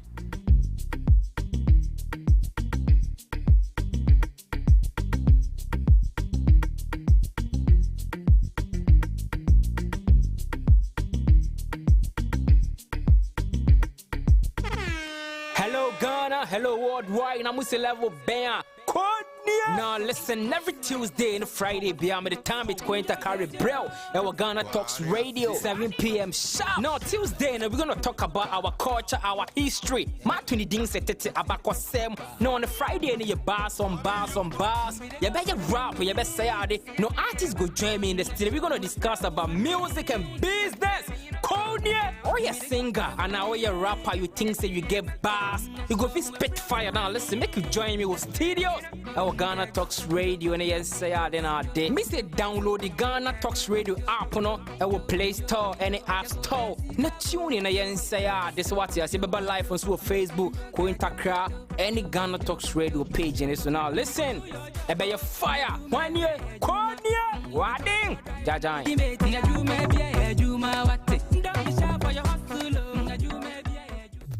Are you ready to amplify your business or brand's reach and make a meaningful impact in Ghana and beyond? Partner with GhanaTalks Radio today to connect with a diverse audience across Ghana and beyond.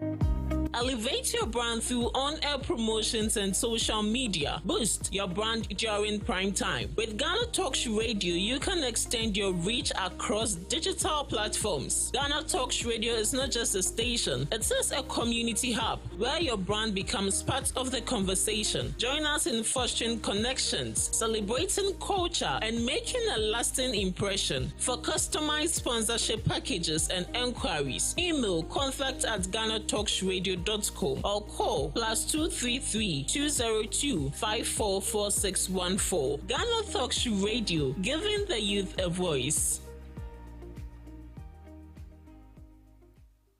What do you want for breakfast? How do you want your breakfast? English breakfast, French fries. Koko Nikosi, alo komi kesheto. Wache. Well, Gobe is the real deal. Join us on Ghana Talks Radio. Let's serve you a buffet of breakfast. From news headlines review, current affairs to social issues. Entertainment, sports, and all the trending stories live on our mobile app and across all socials from Monday to Friday, 7 a.m. to 10 a.m. With me, Pakwesi Omare. Regina Bless. Deborah Adoso. And I am Esinal Fiagbedu. This is Ghana Talks Breakfast Show. Every occasion demands the company of good music that fits the purpose. At GTR Sounds, we understand your need to create just the right atmosphere for your wedding or engagement, party, funeral, crusade, political campaign or rally, or just any other event, as well as executive and corporate functions. With our modern and high-quality spinning machines, mixers, microphones, and power amplifiers, binary speakers, and subs, we offer the highest of sound quality and music play at events and functions. At GTR Sounds, we have a team of seasoned and highly experienced sound engineers who understand just the right choice of music for your event. Locate our studios at Aponchi Hotel in Anya or call our numbers 054-8522-897 or 027-3363-973. You can also reach via our email sounds@GhanaTalksRadio.com. At GTR Sounds, we take care of your event. Hello Ghana, hello worldwide, and I'm with level band. Now listen, every Tuesday and Friday, beyond the time it's going to carry bro. Our Ghana Talks Radio, 7 p.m. sharp. Now Tuesday, and we're gonna talk about our culture, our history. Martin didn't say about Sam. No, on the Friday, and you bars on bars. You better rap, you better say no artists go join me in the studio. We're gonna discuss about music and business. Konya, or you singer, and now you're a rapper, you think say you get bars. You go fi spit fire now. Listen, make you join me with studios.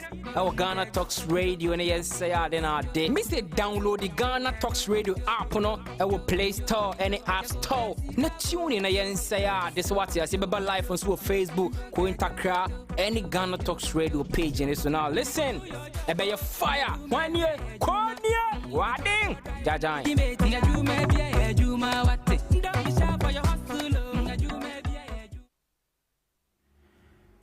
It's a beautiful morning on Ghana Talks Radio, where we come your way to serve you the Ghana Talks Breakfast Show. My name is Pakwesi Omari, your regular host, and yes, you know how we do it.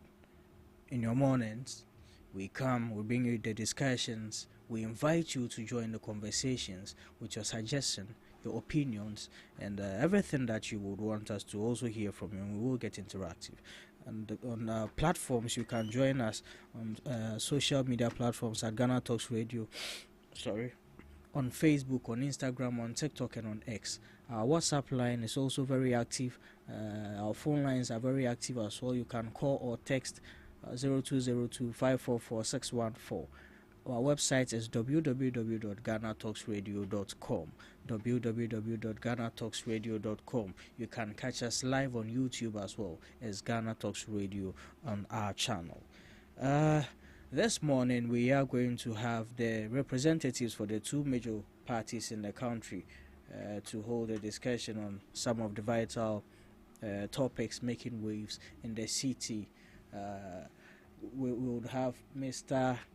Adai Peter and also Mr. Amwako Paul, who will be joining us in the studios very soon. But before we get in there, I want to take this few minutes and speak to you about some of our programs that we hold in here in the studio. And on Fridays, we've introduced our Showbiz Arena. This is an entertainment segment where we come to serve you some entertainment tidbits. We bring in guests to speak about some entertainment facts. We can talk about the beefs, the raps, and all that stuff here. So it comes off on Fridays at 3 p.m. Every Friday at 3 p.m. to 5 p.m. So do well to join us in there. Also, we have time with Cole Takra, which comes off on Tuesdays and Fridays from 7 p.m. to 8:30 p.m. Time with Cole Takra. You will learn a lot on this segment as well, with the host Cole and Takra. So do well to join us well. It comes off on Tuesdays and on Fridays, 7 p.m. to 8:30 p.m. These are some of the programs that we run on the show. Before we get into the main conversations, these are the things that I wanted to share with you. So now that we are ready for the conversations, I will take this opportunity to introduce our guest who has joined us right now in the studio in the person of Mr. Adai Peter. Chief. Mari. Good morning, sir. Good morning. Baby Awoko. By the grace of God we and the good works of John Dramani Mahama, Ghana is moving forward very well. Sure. It's been a while that we saw you in here. Since your party came to power, you've been a very busy man. I'm always busy before my party coming to power because we are really pushing an agenda for the youth. I always tell people I do politics, but I believe in social services than political service, because at the end of the day, political leaders are born to lead and to change situations. So if political leaders are not able to affect their society, they are not leaders. They are just occupying space. Nice.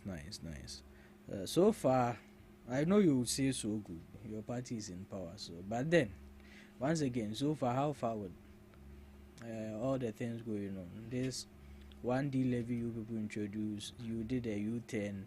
At the back of the backlash, now you are giving us some reasons that we don't even know whether they are the true reasons or not and all that. There is one thing. Governance is between two people. Governance is the political party and two, the citizens. So one important thing we need to understand is that anytime as a political party you introduce a policy, the main aim of that policy is to influence change. Because the main aim of the NDC introducing that policy was to help the energy sector. So if the same people that we are introducing the policy to help are raising complaints, as a listening government, you need to take a bit of a break, listen to them, do some assessment and move ahead. Another important thing we need to take note is that currently, because of the situation in Iran, between Israel and Iran, which might affect the price of oil, crude, so the price of crude in the international market, it is important for any government, when introducing any policy in the area of crude, you need to be very careful. The NDC government is in for action, because one important is the only political party, the strongest political party in Ghana now, that have a national chairman. That is the only party, the strongest political party in Ghana have a national chairman. And because we have a national chairman, our national chairman can advise us, can guide us as a party. So with the leadership of Johnson and Siedu Nketia, who is our national chairman, he's advising us as a father that we need to take a break, listen to Ghanaians, monitor the international market before we take the next step. Thank you there. Paul. Mr. Murray. One, sir. Good morning, sir. Baby Aboko. Maybe Aboko. I should go this place. Like, in semi. It's bad for this name in the day. And I was expecting you good. It's bad for this name in the day. I haven't eaten. It's in a while. Yeah.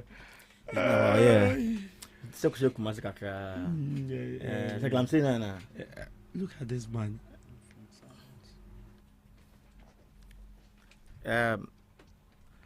Let me say good morning to my viewers and to your viewers and our viewers and our listeners, and special good morning to all MPP members of Former Saman and also all MPP members across the country.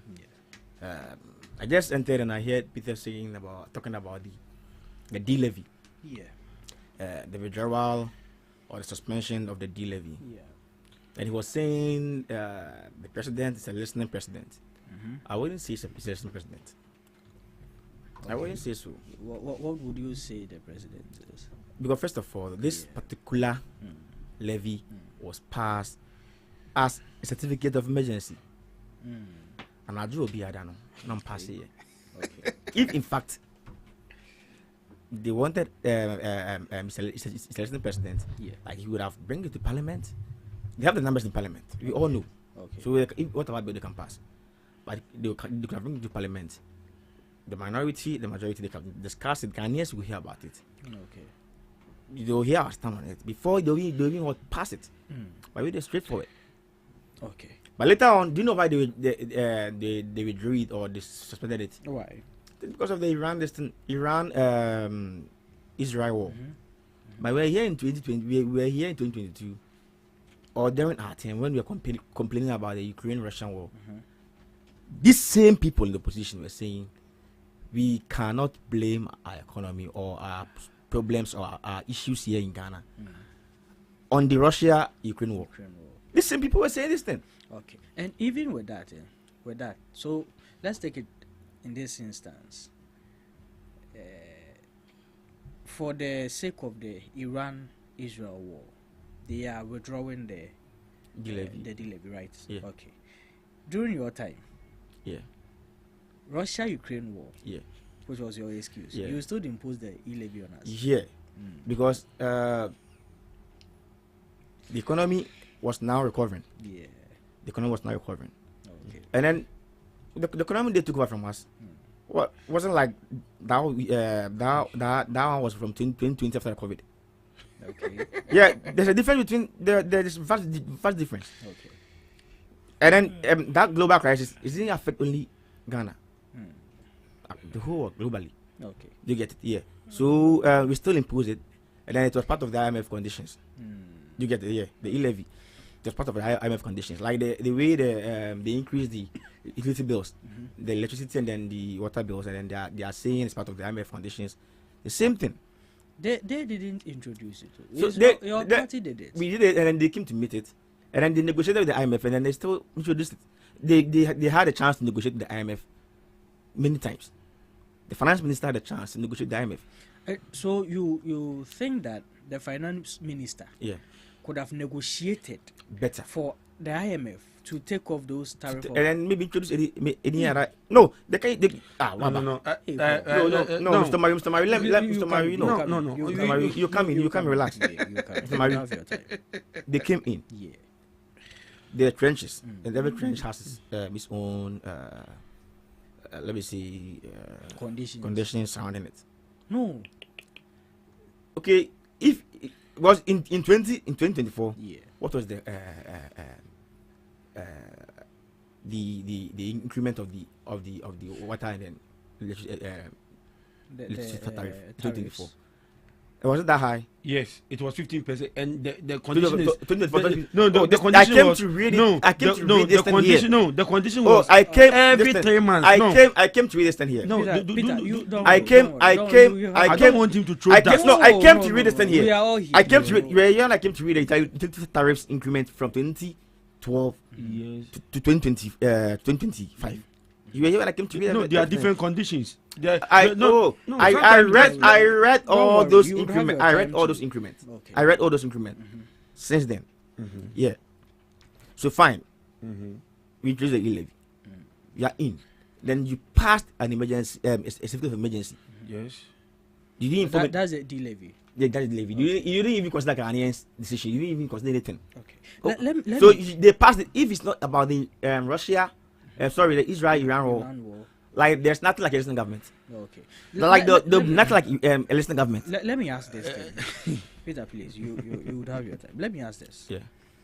The D levy, as we call it, is it a new levy or it is an already existing levy? How many levies do we have in the energy sector? And how many then is introduced? How many have they introduced since they? No. Like Mama's first time. They're just more levies in the energy sectors. See, Paul, I want us to stay within the premises of where. So I'm only asking: is it a new levy or is it an amended act? For that one, I'm not the one to talk about it. Oh no, men can't ask them. No. What we know is that they passed certificate of emergency. Okay. The levy. Okay. Yeah. And they didn't consider the decision of Ghanaians until Parliament. The minority started talking about it. As not gonna fight you cry about some more cry before Ghanaians decided to think twice about it. Last time I was here when your panelists, your co-host, were discussing about it, and then they were even talking about it that so even if there's are they the ones to pay? You know, some of these things, like I always say, the constitution was not to favor certain people. Okay. Remember, because this levy people, there's certain people at 71 who are not going to buy food. They're going to use coupons. Okay. This government is never listening government. Now they say, if it's not there, Iran, Israel war. Okay. Don't come and say, and then he said the finance minister and energy minister should monitor how the war will go. Now, crude oil, how much is crude oil in the oil market? Almost about $76. Is it a lie? Is it a lie? $76. But during our time, it was 121. Okay. 121 difference with Bill. The difference, no. The globally. The difference is also globally. The dollar rate. Check. Globally. About, yes. Globally, the crude oil. How much was $1 to a cedi? Globally, globally. During our time. Globally. So we are talking about this is globally. That's why I say, me, Dr. Baumia did campaign with dollar and other things. Actually, or buy no say no. You get it. You can't do campaign with certain. We can't do campaign with certain things like this because you're not the one controlling it. Certain times globally, if it increases, you'll be forced to also increase. See, we have the pricing. Yeah, globally on its own, and then we have the rates. The rates you put in measures. So let's say. So, but the government came out with a different policy that good for oil. Yeah, we're going back to this thing. No, you're not. Look, it came back to this thing for good for oil. Okay. That's also was his policy. Okay. And how did it fare? The good for oil. How did it fare? Oh, sir. Yeah, if you now for how did let me after in 2015 cities. No, it was about 14 cities. It's 15 cities a liter. When we live in December, it was 14 cities per liter. It was 14 cedis per liter. Okay, you. When we live, it was 14 cedis per liter. Okay, you fine. In 27, mostly then this will be using the 2022 figure, 17 cedis. But when we live in, they will not. They mostly quote the 2022 amount. Okay. This guy is throwing dust in the eyes of Ghanaians, and I need to come. In they mostly use. See, whatever I say now, he took his time to listen to you. They mostly. He was not here. They mostly used the 2020, 2022 70s. But we've been hearing them. They see communicators on radio about that for 70s. Even some now 17 cities, and I'm now buying it 10 cities that. Now 17 cities. But if it's not 17 cities, okay, that's what they should do. All right. But they mostly on radio, most of the communicators they quote 17 cities. That's fair. You get it, yeah. So this government is never listening government. Okay. Or near listening government, yeah, I would be. All right. And listening government, can you try my man from phone? Okay, that's fair. Okay. Good morning to our viewers, especially to all Ghanaians. And I think last Sunday was Father's Day, so I also take the opportunity. I wasn't here from last Sunday till now, so I wish all fathers happy Father's Day. There is one thing that we should be careful. I want to have a take before I go to my brothers. I will advise all political appointees. There's a cool advice to all political appointees. There's a word we always use after every 4 years or 8 years in Ghana politics, witch hunting. What is witch hunting? Do you have any witch in Ghanaian politics? No. It's rather your own work that will follow you. What I would advise our appointees in NDC as we speak to be very careful. If your appointor or any superior is asking you to take any decision and you are the one to sign, be careful, because you will be accountable to Ghanaians one day. Okay. After 4 years, 8 years, 16 years, even if NDC is going to be in power for 100 years, one day we are going to be off par, and you are going to account for whatever actions you took when you were in office. Crime doesn't expire. So I'm happy. Last 3 weeks, I heard the former education minister and the former running mate for the MPP, Dr. Napo, Dr. Poku Pempe, saying he himself had been invited to Yoko, but because he knew for him, he's a clean man, he's ready to go and defend himself. Okay. And I think it's something that we should all applaud him. It's not only him. Okay. A lot of government appointees have been invited, but because they think they have clean hands, they don't make noise. Okay. You only make noise or you make public cry, like Ghana Foreman, sorry, because you know you are at fault. Okay. My brother was talking about increase in the D levy. Do you know one thing? The D levy was not going to affect prices at the pump. Okay. If I've taken your time to read about the D levy, the D levy was something that these oil buying companies are those going to bear the cost. But indirectly, how the government was going to plan it was, instead of the government to continuously reduce the price of fuel, he will peg it for it to rate that amount of 1 cedi, and it is from that end that the pump prices will not be affected. So it was not something that if you were buying, as we speak, last time I bought 11 cedi 40 pesos for a liter of petrol. Okay. If the D levy had been introduced, it's not that I'm going to pay 12 cedis 40 pesos. No, it was not a pump price. These are things that Ghanaians need to understand. Okay. And the MPP, because they are not reading, because they don't understand basic economics. One thing we need to understand, when you talk about economics is not using economic books. That is what the MPP is good at. That is why their God, their saint, they are forced to impose on the party that I know my brother is not even in support. Nobody's forced. Was good at. He was good in reading economic books, but when he came to power and he saw the economics itself is not for young people, he turned to be a digital man, knowing economics is not easy. If a literature teacher, a literature lecturer today is the head of the economic management team, and Ghana is flourishing, and we once upon a time in the history of Ghana had an economics guru being the vice president and chairman of the economic management when Ghana was suffering, then Ghana will have a problem. Okay. I think the university that gave Dr. Mahamudu Bawumia the certificate need to call him to order. Okay. Because he was an economist and chairman of our economic management team, and Ghana was going through hell. And today we have a literature teacher who is the head of the economic management team, but Ghana is flourishing. This means that governance is leadership. Okay. Governance is a verb. Governance is not a noun. Bawumia as a vice president was a noun. He was just a name occupying a space. Okay. By the time of Professor Jane, we are seeing a verb, a vice president in action, even in her absence. When she was outside Ghana in UK taking treatment, she was writing notes for the workers at his office to work very well. Okay. And through his good leadership and through his good counsel, because in the economic management team, he chairs it. That is one thing that baffles me. When you have a literature teacher,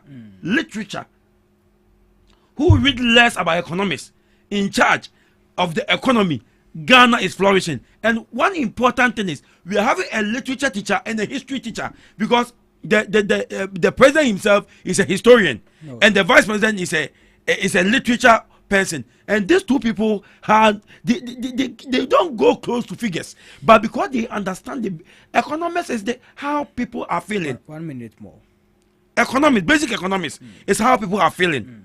What I'm telling Ghanaians is that the duty of a government is to implement policies. Okay. That is the executive. Okay.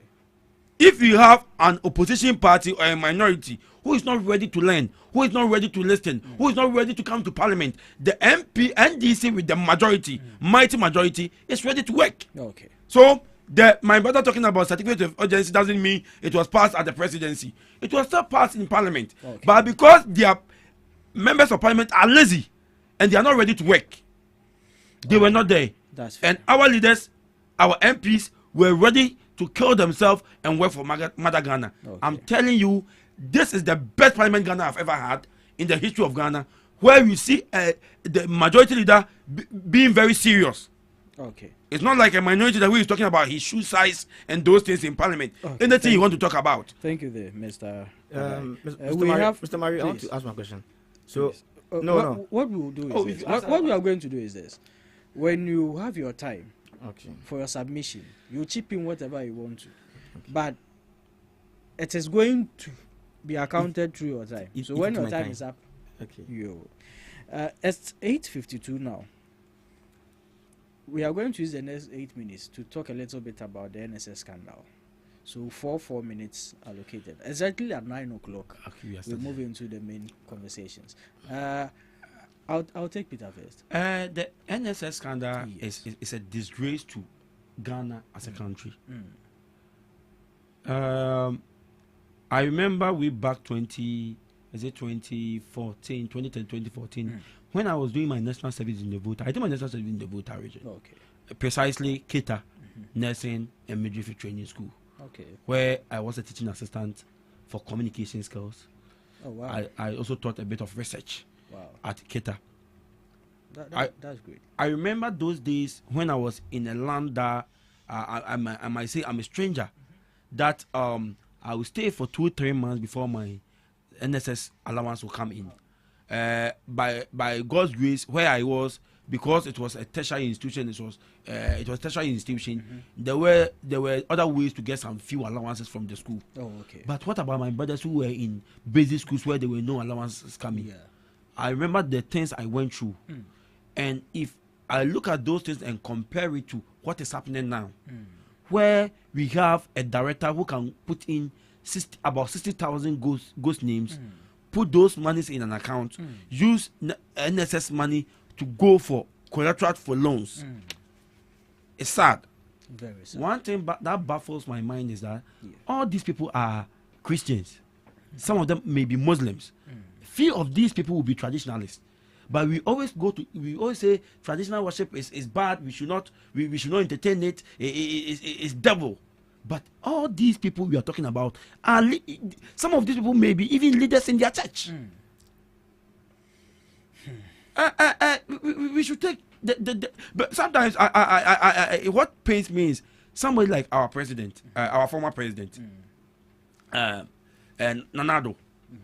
It might be he have no knowledge about all this scandal, all these things, and he trusted this young lady, thinking this young lady is somebody who is a party person that we need to really give him something to do so that he can also do his part as a patron of the party.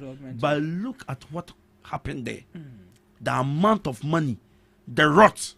It's serious. It's serious. But one thing I'm loving the MPP small now is that I've seen the party members are distancing themselves from some behaviors, some of their appointees, the corrupt behavior they were involved. Okay. Because I remember way back when Chairman Untumi was arrested, even the day the MPs went there was no party member there making noise. It was later that some people went and basked. About Paul was there. Paul was there. No, I was there. It was later. No, okay. Paul, let's be sincere. Chairman want to be a small fish in the MPP.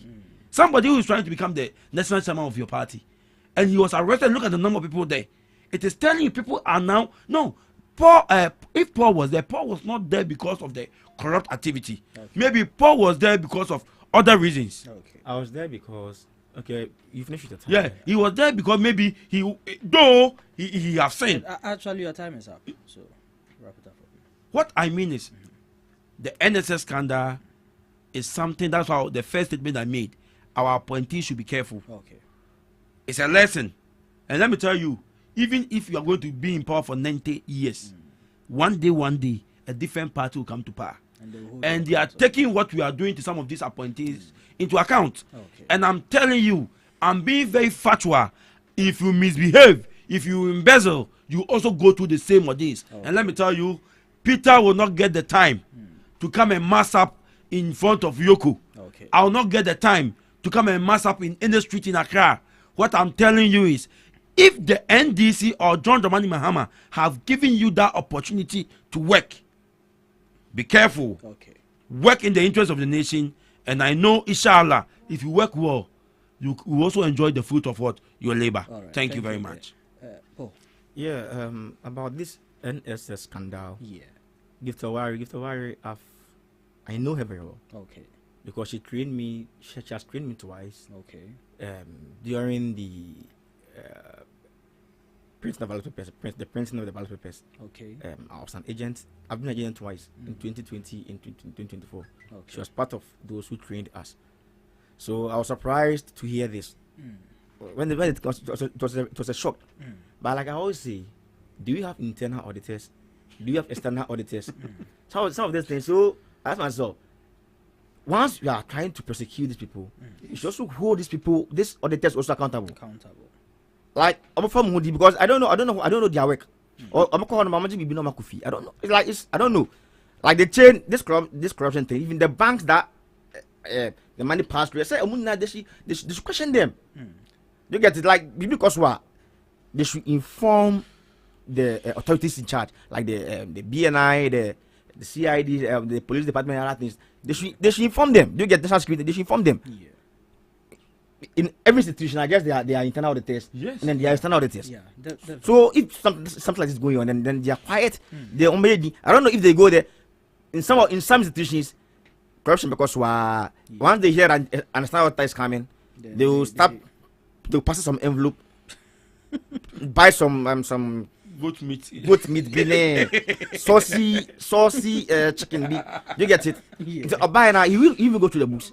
Odidi envelope then you get it. So this checks we should start from them. Then this appointees the come almost slow. Yeah.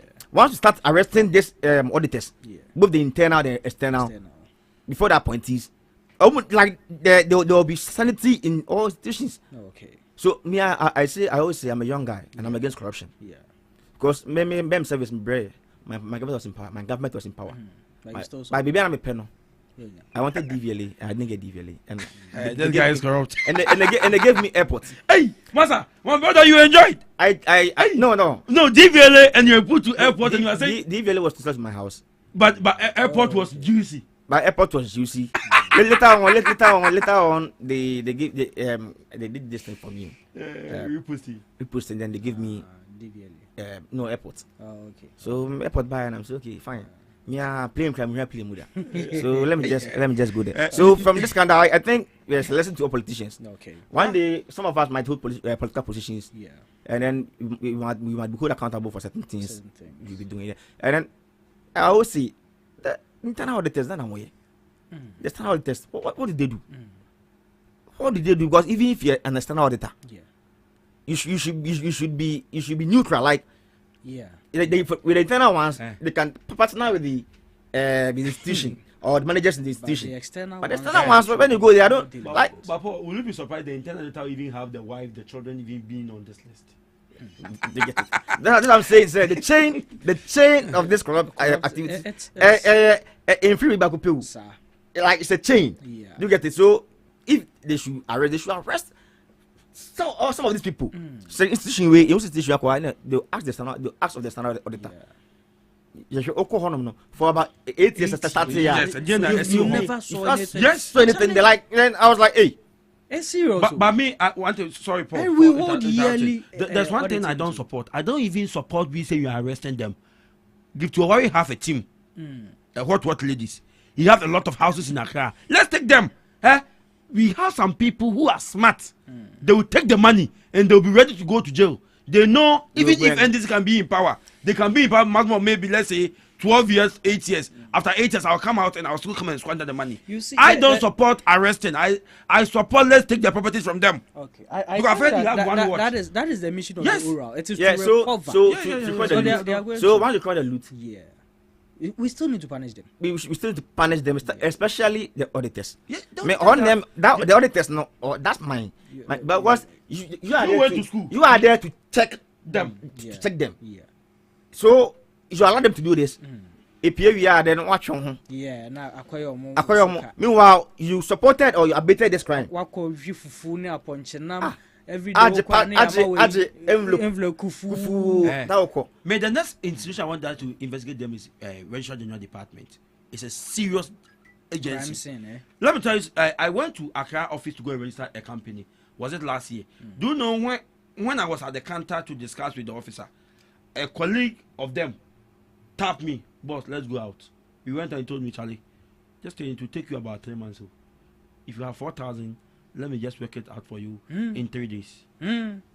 So you can do it in 3 days. but you are telling me it will be they will delay. That's why every station. And you know, officially you pay less than 2,000. Oh yeah. Officially you pay less than 2,000. But if I'm ready for 3 days, 4,000. There are people paying more to the officers in charge. So the officers will pay attention to them. Then you that you didn't pay, they will tell you are being stingy. To the train, they're not ready. Do you get it? So this corruption issue. Once we start arresting or prosecuting this auditors and in both the internal and external, the checks will begin to work because you are there to check on the stations. That's not your work. You're there to check whether there's something wrong there. You're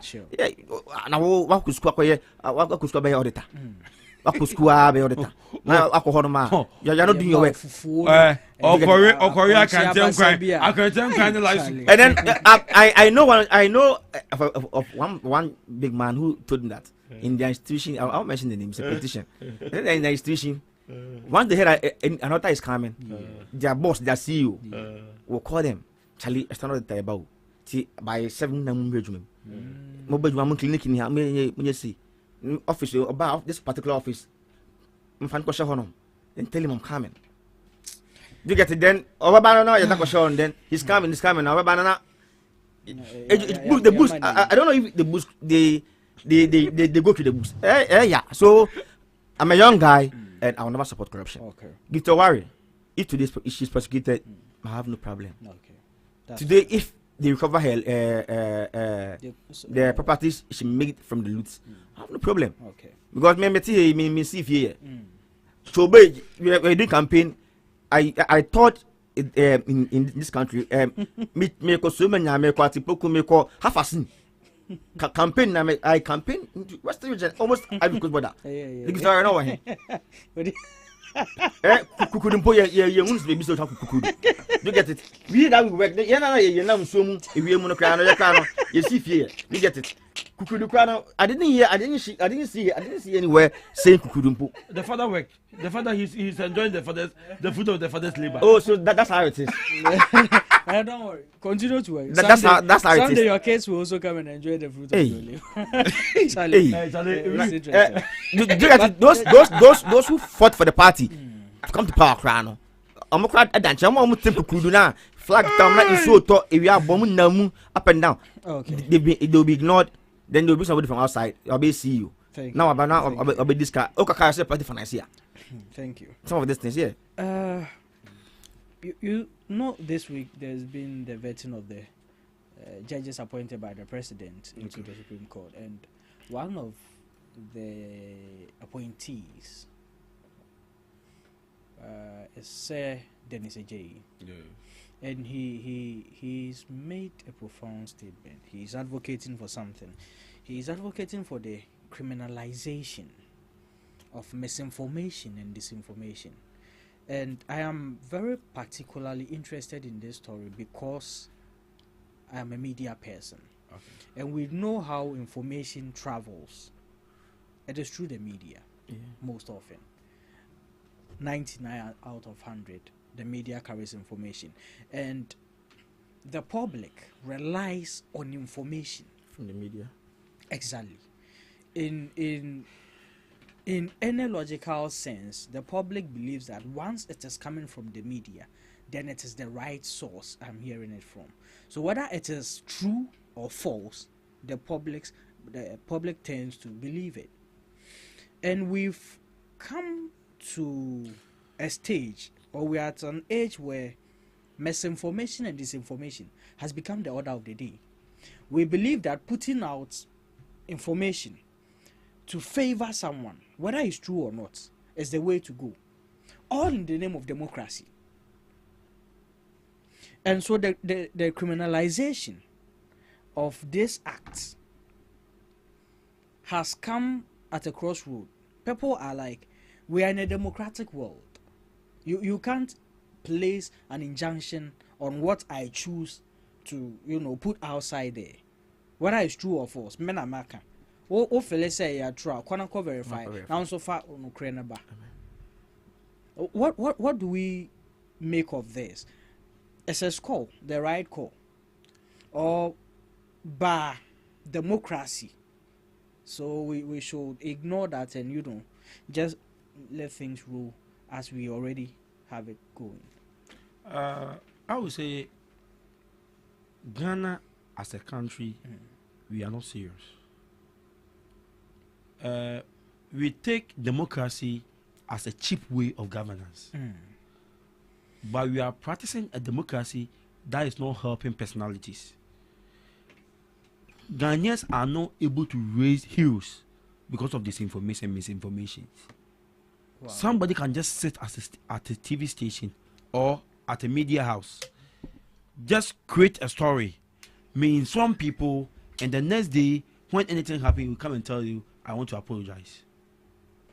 But the question is, as we are speaking on this medium, to make our voices heard by our what do you call it? Ghanaians. Yeah. Do you think the people you are speaking to tomorrow when I'm here again, I'll get that same audience? No, because those I will talk about you to them. The next day I might not meet them to give them that same information. But whatever information I gave them, they are taking that information out to also disseminate it. The likes of Kevin Taylor, the like of Oketechia FIFA, that man, I don't call him, I don't know whether to call him a man or a boy. Because that man, to me, he's a disgrace to chieftaincy. I'm being sincere. Let's be fatwa. Okay. Kevin Taylor, if you want to Kevin Taylor is not a chief. Kevin Taylor is just a citizen of Ghana who even live outside Ghana. That doesn't and you the same Kevin Taylor validity to, no, misinform people. What I'm trying to say is, in Ghana, we have special respect for our chiefs. We see them, we put them as a very high esteem. So if you call yourself a chief and you just come out to misinform people, disinform people, just because of political advantage, because you are the same Kevin Taylor who was working at Radio SYZ some years ago, who said Baromia can never become a president.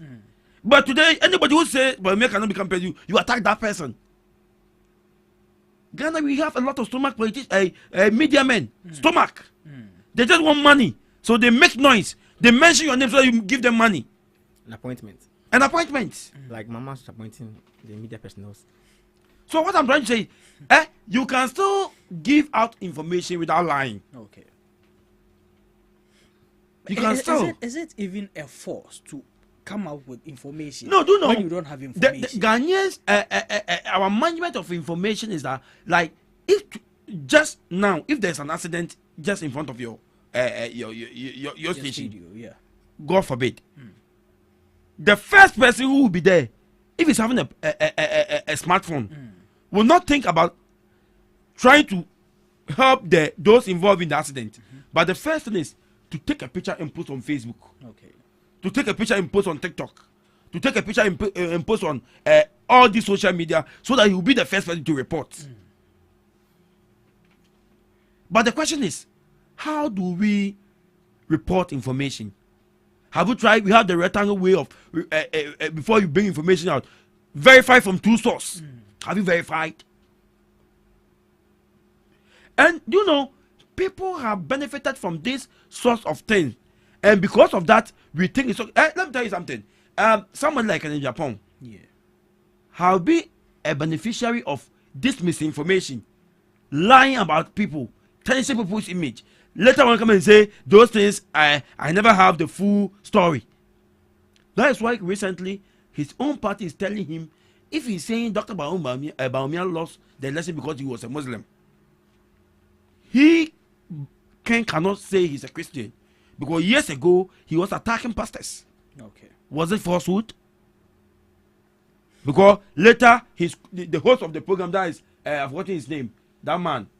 Oh, the host, when he was attacking pastor, he was having one host. When he left the station, he also went to a different station. He was saying some of the stories were lies.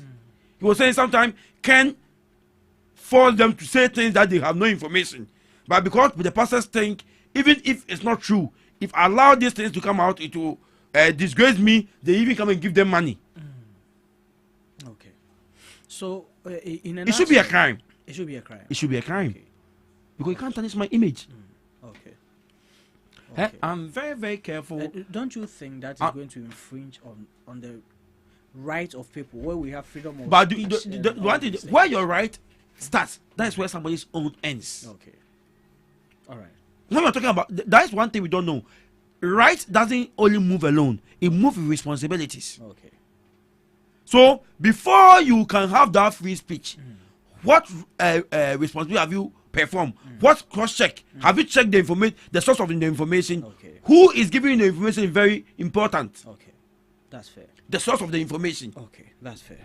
Because if you give any information out without verifying, the end product is very dangerous. Okay. All right. Because a friend of mine will tell you, when we talk about the truth, we have what the society call the truth, what the law say is the truth, and the actual truth. Okay. You know, there are some societies, if maybe I move out naked or bare-chested, it's normal. But in some societies, if you do that, they think you are not courteous. So the truth is not only one source. And sometimes the law, it didn't have its own truth. Do you know I can kill? And if I have a good lawyer, my lawyer can go and fight and to be like, I didn't kill. Sure. They say there's a difference between manslaughter and murder. Okay. But but they are saying there are difference because of the law. Okay. So what I'm trying to say is, as media men and women, verify your information. Okay. And let me tell you, if you're a political media house, don't think that your party will be in power forever. One day, the party may not be in power. If that party is not in power, the question is, can you stand the test of time? Can you stand the test of time? Okay. Because let me tell you something. You know this adverse. Please, you are ending in 30 yes, seconds. I'm winding up. This adverse that you media houses you get. Today, I will tell you whether TV, SYZ will get a lot of adverts. Why? They know those stations are a bit affiliated to NDC, and they will have information about the government. So people will glue to that station. So let me play my adverts there. Today, go tune to me, TV and is it Billionaire? You have another station in the north, is it Billionaire TV or something like that. Today, most of the adverts are no more. But years ago, every program on Untumi have more than 5 sponsors. Okay, but today, your time is up. it's not like that. Okay. What I'm telling people is that misinformation and disinformation can cause anarchy, can cause war. Because what happened in Rwanda was just a media station conversation. And the end product was not good. We should not think Ghana cannot fight.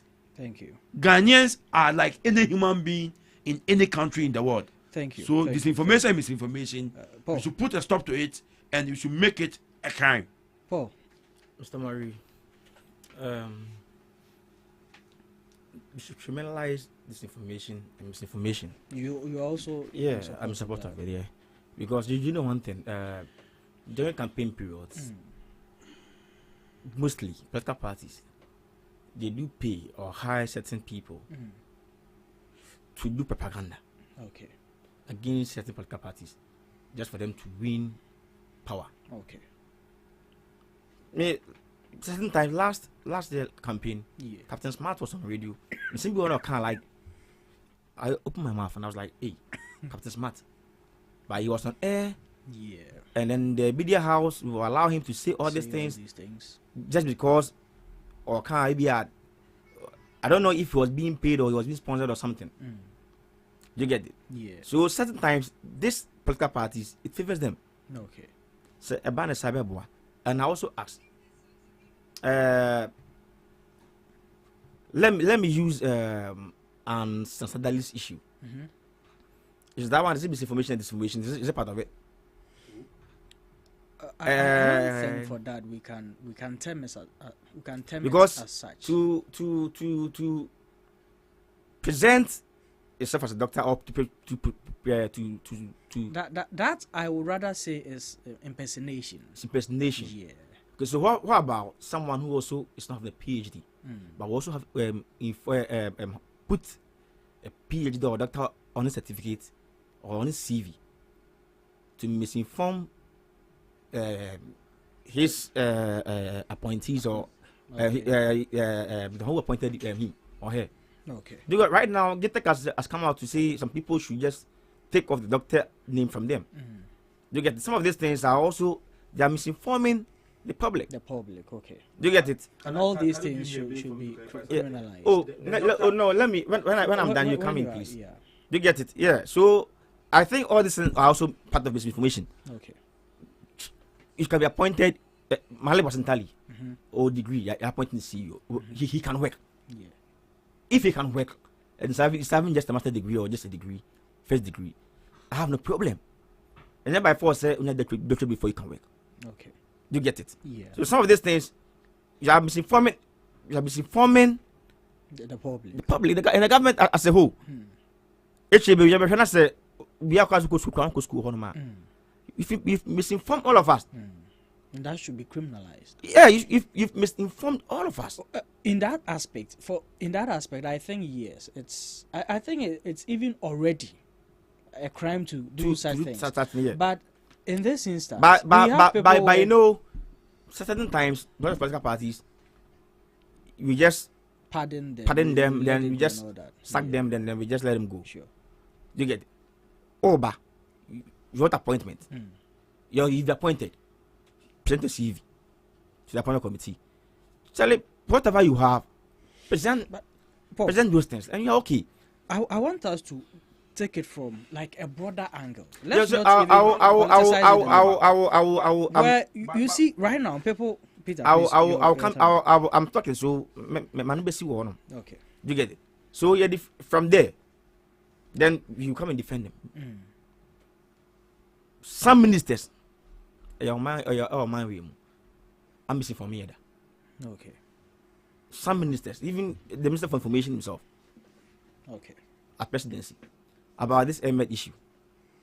How did he misinform? When you catch the Grand Canary, the Ahmed from Grand Canary passed through Rwanda or Angola to Ghana. Meanwhile, on the checks on the flight radar and everything shows that flight didn't even pass through Rwanda or wherever. It moved from Grand Canary to Ghana. Okay. You get it? So me, some of these things now, if issues come, people will just come and say things to defend themselves. Meanwhile, they'll be giving us wrong information. Okay. You get it? The media houses. The media houses is the main issue. But you see, the media houses. I get that. Yes, the media houses are the broader part of these things. But now we have social media, where people just write something and it goes viral. People have much more numbers on social media. And now those people who have the numbers, politicians are using them. So it is actually this kind of people. People think they are influencers.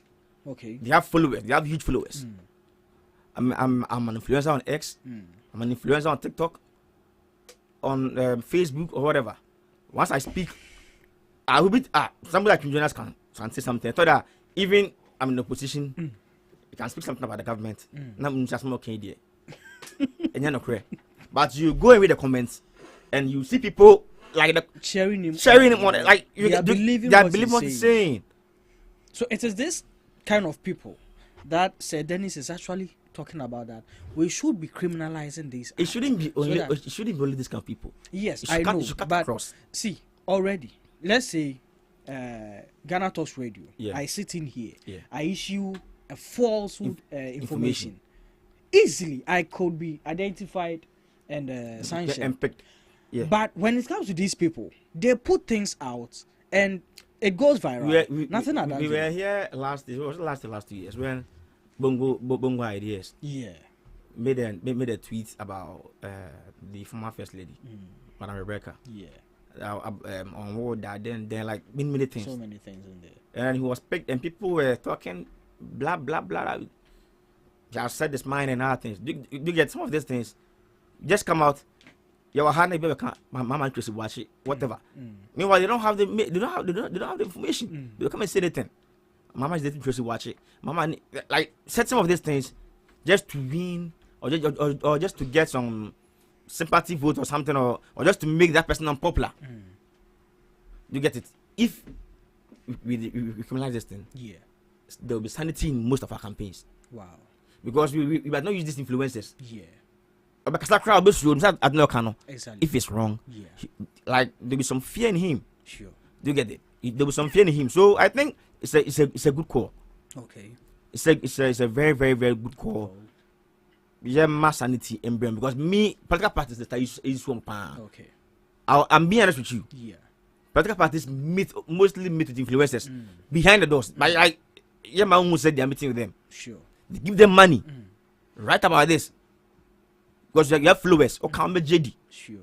You get it? If you say it, they'll believe you. Yeah. You was mentioning Okatachi. Say he's a chief and other things. Okatachi is not being sponsored by NPP. Okay. Or any idea. Okay. No.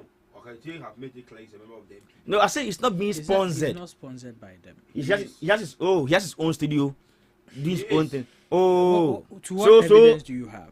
To what evidence do you have? Thank you very much. You no. When your time comes. So I know Okatachi is not being sponsored by NPP. He has his own studio, doing his own thing.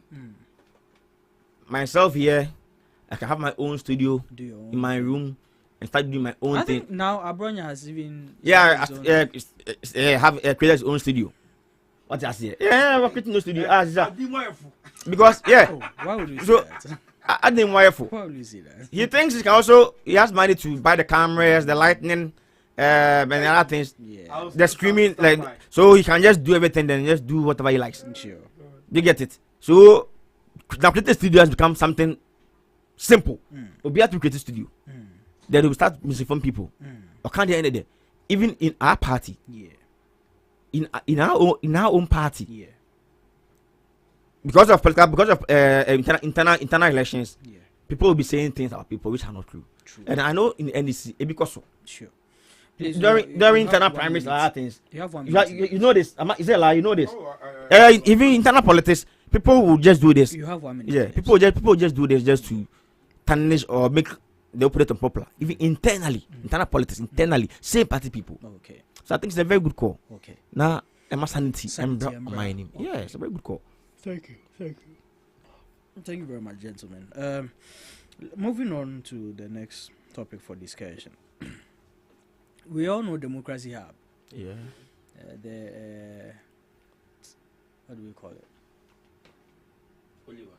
Yes, they face the country conveners. They have sued government in question of why government should deport foreigners who are involved in Galamsey, an activity that has become so cancerous to us that it is affecting our health. We see babies being born with deformities. All in the name of Galamsey.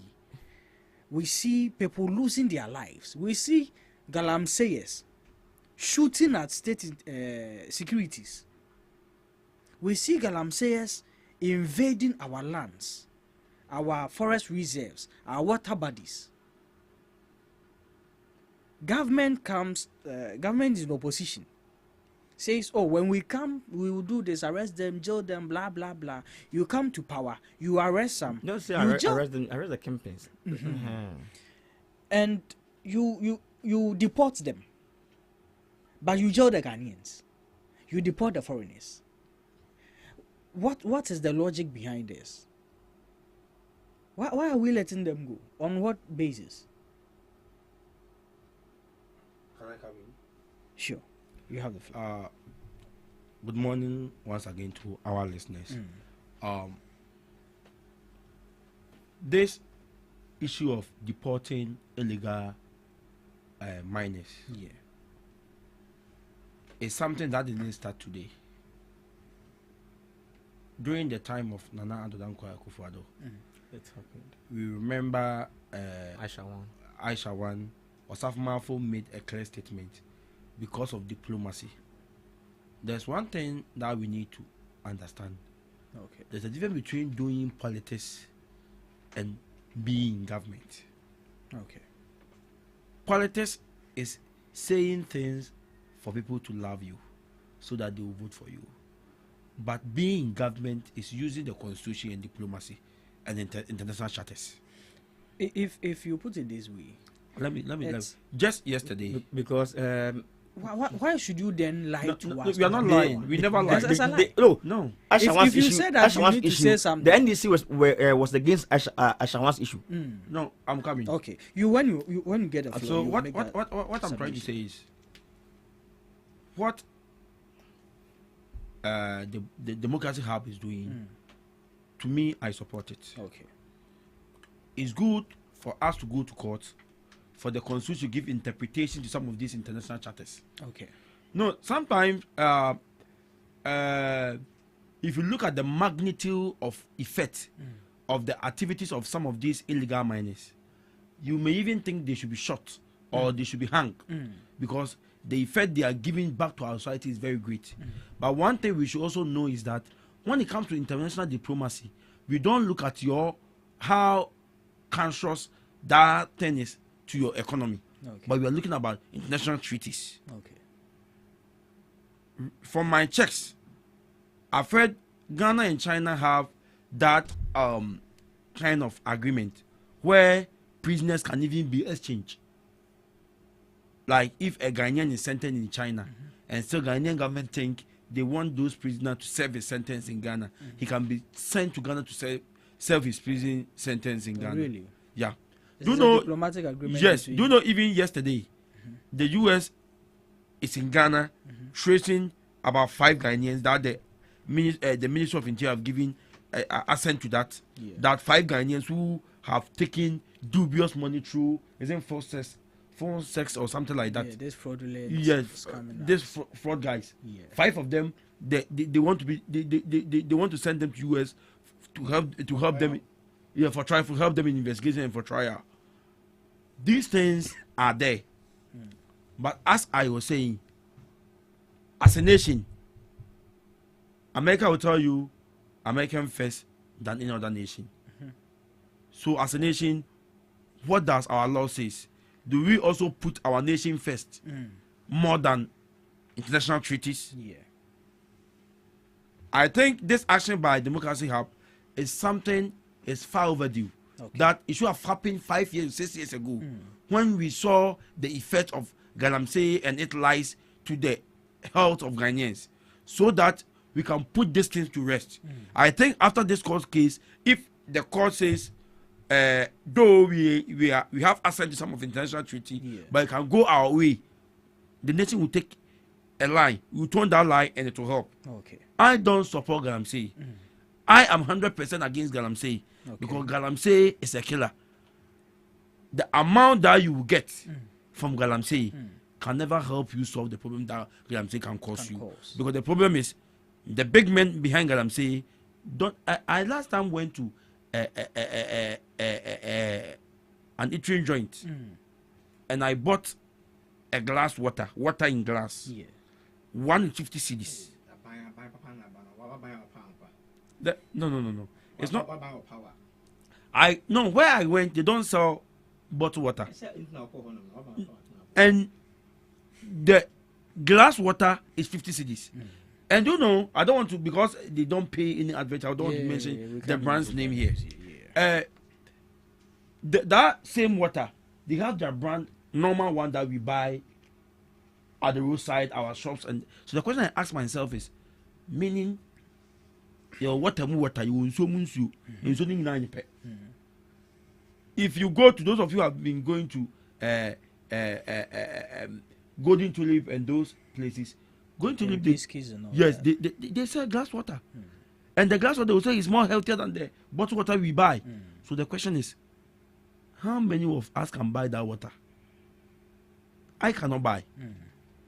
I bought that one because where I was, there was no the only option you have. Yes, if I will have get pure water 50, I'll buy. Me, I prefer pure water because I can take 3. Your government is in power. My government is in power, but that has not changed my status. That's one thing we need to understand. Hey, no. Okay, that's fair. That's one thing I believe in is my government is in power. What I should do now is to help people who really need that help. Okay, not to be extravagant in your.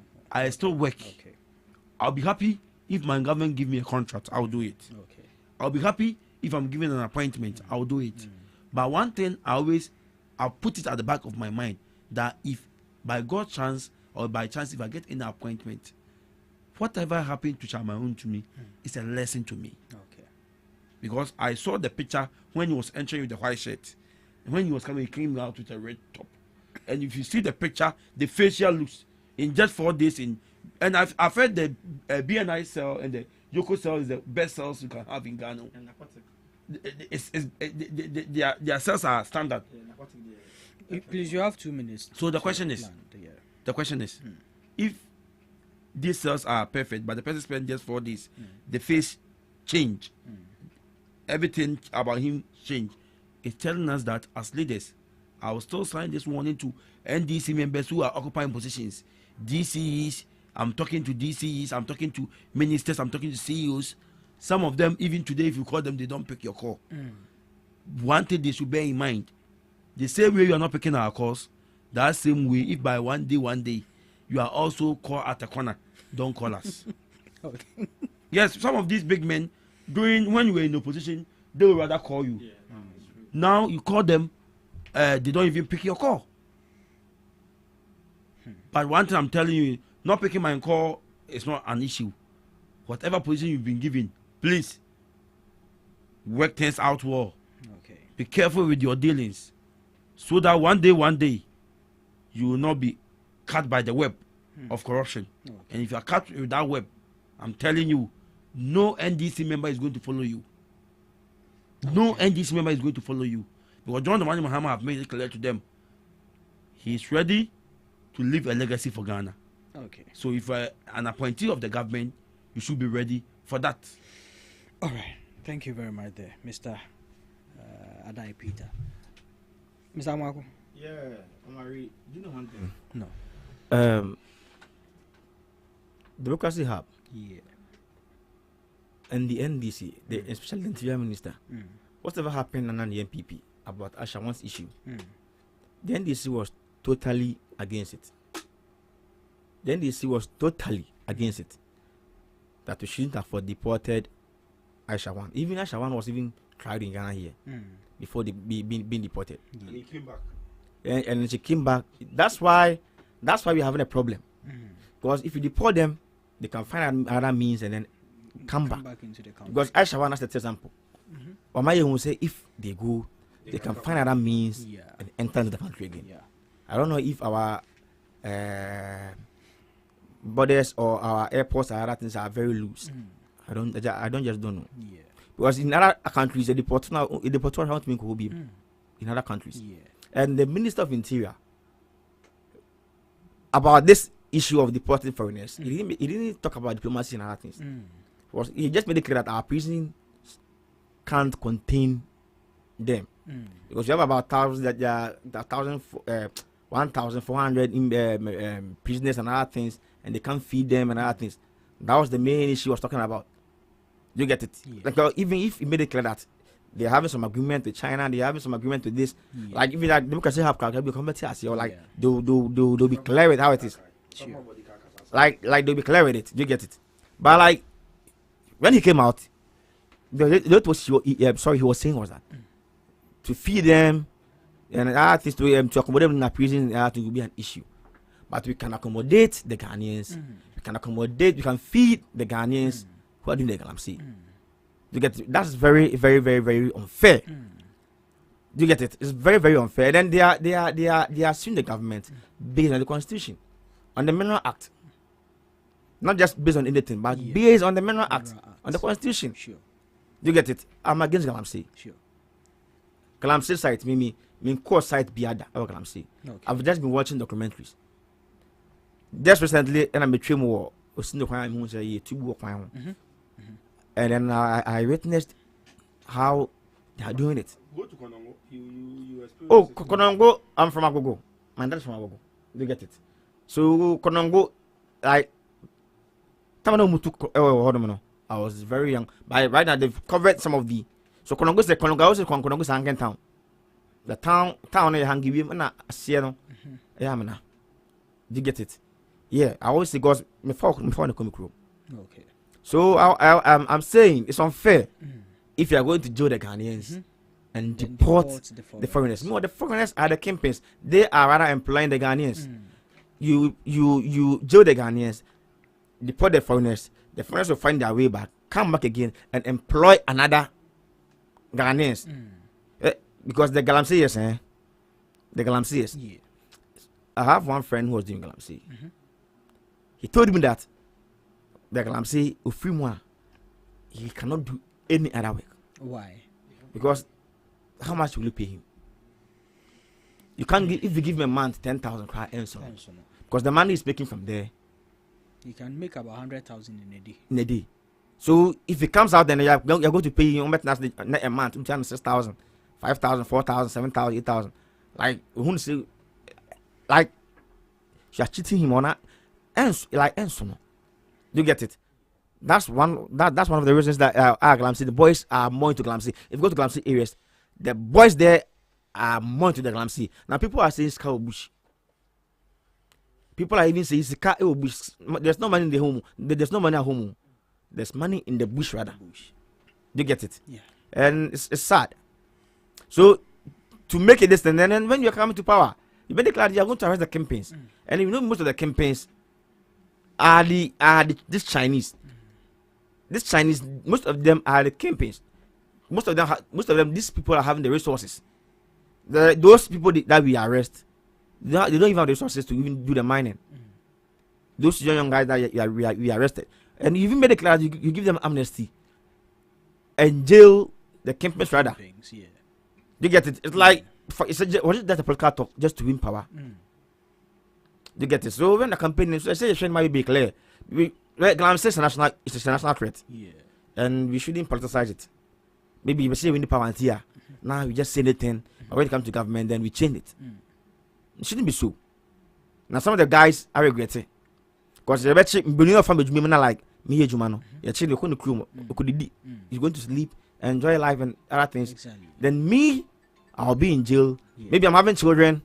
If they give you at least the mining distance, it will be 15 to 25 years, right? You're more 15 years, not about 2 years. People about how many years? Yeah. You get even your own life, you've wasted about 15 years of your life. Yeah. You get it? But the one who even employed you, the who came with the resources, he's gone back to with his family to see his family and enjoy with his family or his or your family. And you want to go by. You saw Shawan, you went and she came back. So the democracy, I support this, and then I don't know if the government will try to amend the Mining Act to favor the foreigners. I don't know. Okay. Like we're saying, we have an exchange, diplomatic exchanges with the prisoners of Ghana and the prisoners of China. In America, if they arrest like Ghanaian, they be jailed. In other countries, if they arrest Ghanaians there, they jail them there. Yeah. You get it? They have been tried there, and then they have been jailed there. So we can also do the same. Sure. We are a sovereign nation. We can also do the same. We can't rely on China. We can also say maybe we are getting this from them, We are getting this for them, so we should let them go, so that whatever we are getting from them, we still get from them, we still benefit from them. If we sign any Galam say contract to China, this Chinese Ghana mining, this and that, they integrated. It will benefit China more than us. Okay. Because we Ghana here, we cannot go to China and do mining. They are the ones who come here and do the mining. Okay. You get it? To benefit them more than us. Then they will come and they will say they will come for their license to mine. Before you realize, then they'll go to different mining, different concession. Then they start mining there. They'll come for legal concession, legal license to mine. Later on, before we know, then we'll tell them, oh, mine will be for count. Or they will come with their brothers. That we are coming to mine. Then one of them will take the license. It has a name. Then we start mining. Then and then the other person will go to different place and start mining there. Because they have the resources. Okay. So when they get there, at least even if you can let them be in a prison for 2 years. Ghana prison, hold them 2 years, Krana. If those Chinese people, them 2 years, Krana, or even invite to if I know we know it's 15 to 25 years, but if you get like 2 years in pool, and then they experience our jail, I don't think if they go, they'll come back again. I'm going to say Ghana jail. Of course, they won't say a show about deal. And then even the food they'll serve you, you yourself, you feel the heat. You get so me. We are just waiting. Now it's in court now. So we are just waiting for how to go. But they've done a very good job. Sure. Initially, I was thinking this democracy hub issue thing was being backed by a political party. When they were in the physical country, demonstration, other things, some of us were thinking they're being backed by a political party. But now, like, you've seen they are an independent body. Okay. Yeah, I'm being honest with you. Sure. Initially, I'm liking your honesty. Initially, some of us were thinking they were being backed. In fact, you've said it countlessly on this platform. They're being backed by a political party. Sure. By now, this action, I'm going to say no. They are independent body, and then they don't support any political party. They are fighting for the good cause of Ghana. The country. If you're doing the right thing, they support you. If you're doing the bad thing, they'll be against you. Okay. They don't care which party is in power. And that's what we like. Like, if you have more of these groups, I pray we have more of these groups, more of such groups.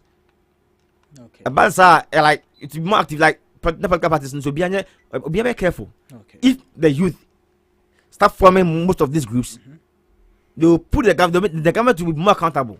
Okay. Like we can have a youth for this corruption this thing. They will start even investigate youth starting so we have right information, right? Yeah. We can have they will go to most of the institutions, get the information there. Now the man can PPA. Okay. You get it to be very right. Okay. So to me, I think it's a good call. It's a good call, and we are waiting for how it will go. Now it's in court, and I cannot say I can't speak about it more because it's in court. Sure. So we are allowed the law to work, and then we will see how it goes. But to me, I feel that foreigners, I want to say Chinese, because many guys are Chinese mining here, or they are the only criminals in Ghana here. Okay. Foreigners, whether you're Togolese, you're a foreigner. Okay. Whether you're Burkinabe, you're a foreigner. We are Ivorian, you're a foreigner. Whoever is a foreigner is involved in this act. We need to deal with them. Yeah, but you want to say you're Togolese, you're because you're a foreigner, but you're China because you're a foreigner. I'm being honest with you. Your time is up, so you know, Ghana is very. You know, when I was living. Please. So our time is up on this. So we. Togolese and Ghanaians, we have no difference. Is it? So they were arrested Togolese or Nigerian. They'll say if you in Nigeria, we call them foreigners. Yeah, Nigerians, but Togolese, their names, some of their names. They have similar names with the Voltarians. Okay. Yes. You get it? So you from you don't kind of phone cry. Obviously in the portion. Okay. Thank you. Get it? So it's a good call. Okay. Every foreigner is a foreigner. Okay. And they should be all be treated equal. All right. Ghanaians and foreigners, crime is a crime. Okay. Every crime is a crime, and they should all be treated equal. There should be fair judgment. Okay. There should be fair trial for every person. All right. Thank you, sir. Thank you very much, gentlemen. Our last topic for discussion, and this one, I don't know. When you say that, dear Peter. Oh, that be onya me. This thing. How is the problem? Okay. I don't see but then, I mean, the NPP we all know is a formidable party in the country. Yeah, it's not. They've contributed to the growth of this country. Okay, for that the one. Fourth Republic. Even the CPP have done so. No, I'm talking about the Fourth Republic. Oh, the Fourth Republic. Even CPP have been. They participated in all elections, so they've also. Okay, I'm speaking in the stance that they've been at the helm of affairs. Okay. So okay. Yes, and we need to hold them in that esteem where we would always need their contribution to the country, and as such an institution of a party.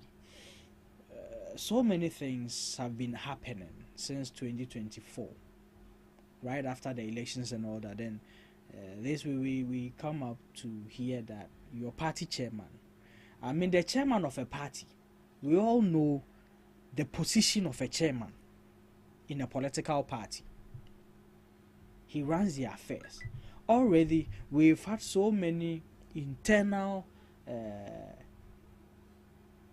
disputes in the party. We Jina platforms are not too short term we Jina Hana, then we see the chairman stepping aside. What does this make of the NPP party? To me, the chairman himself hasn't written a letter. So the family of the chairman that were saying the chairman is unhealthy and needs medical attention. Okay. You get it? He was voted for. And then this cannot break the party. Before we won power in 2016, remember, we are not having a chairman. Okay. Are you aware of that? We are not having a chairman, we are not having a secretary. We are having an acting chairman and an acting secretary before we won power in 2016. Okay. That's what I'm saying. This is not anything, this is not a big blow. Okay. This is never a big blow. Okay. You get it? Yeah. The party can still work without a chairman. We can have an acting chairman. We have the first vice, second vice, and we have the first vice, second vice, third vice. Secretary is there, and other executives are there. Yeah. They can take decisions. Recently, there have been some reforms in the party, and then to come out, we are going to have our presidential primaries in January. To me, I have no problem. Okay. Yeah, because the tension in the party, now we're too many way, after 31st January, it will try. Then we have about 3 years to market a flag bearer. Okay. You have enough time. Okay.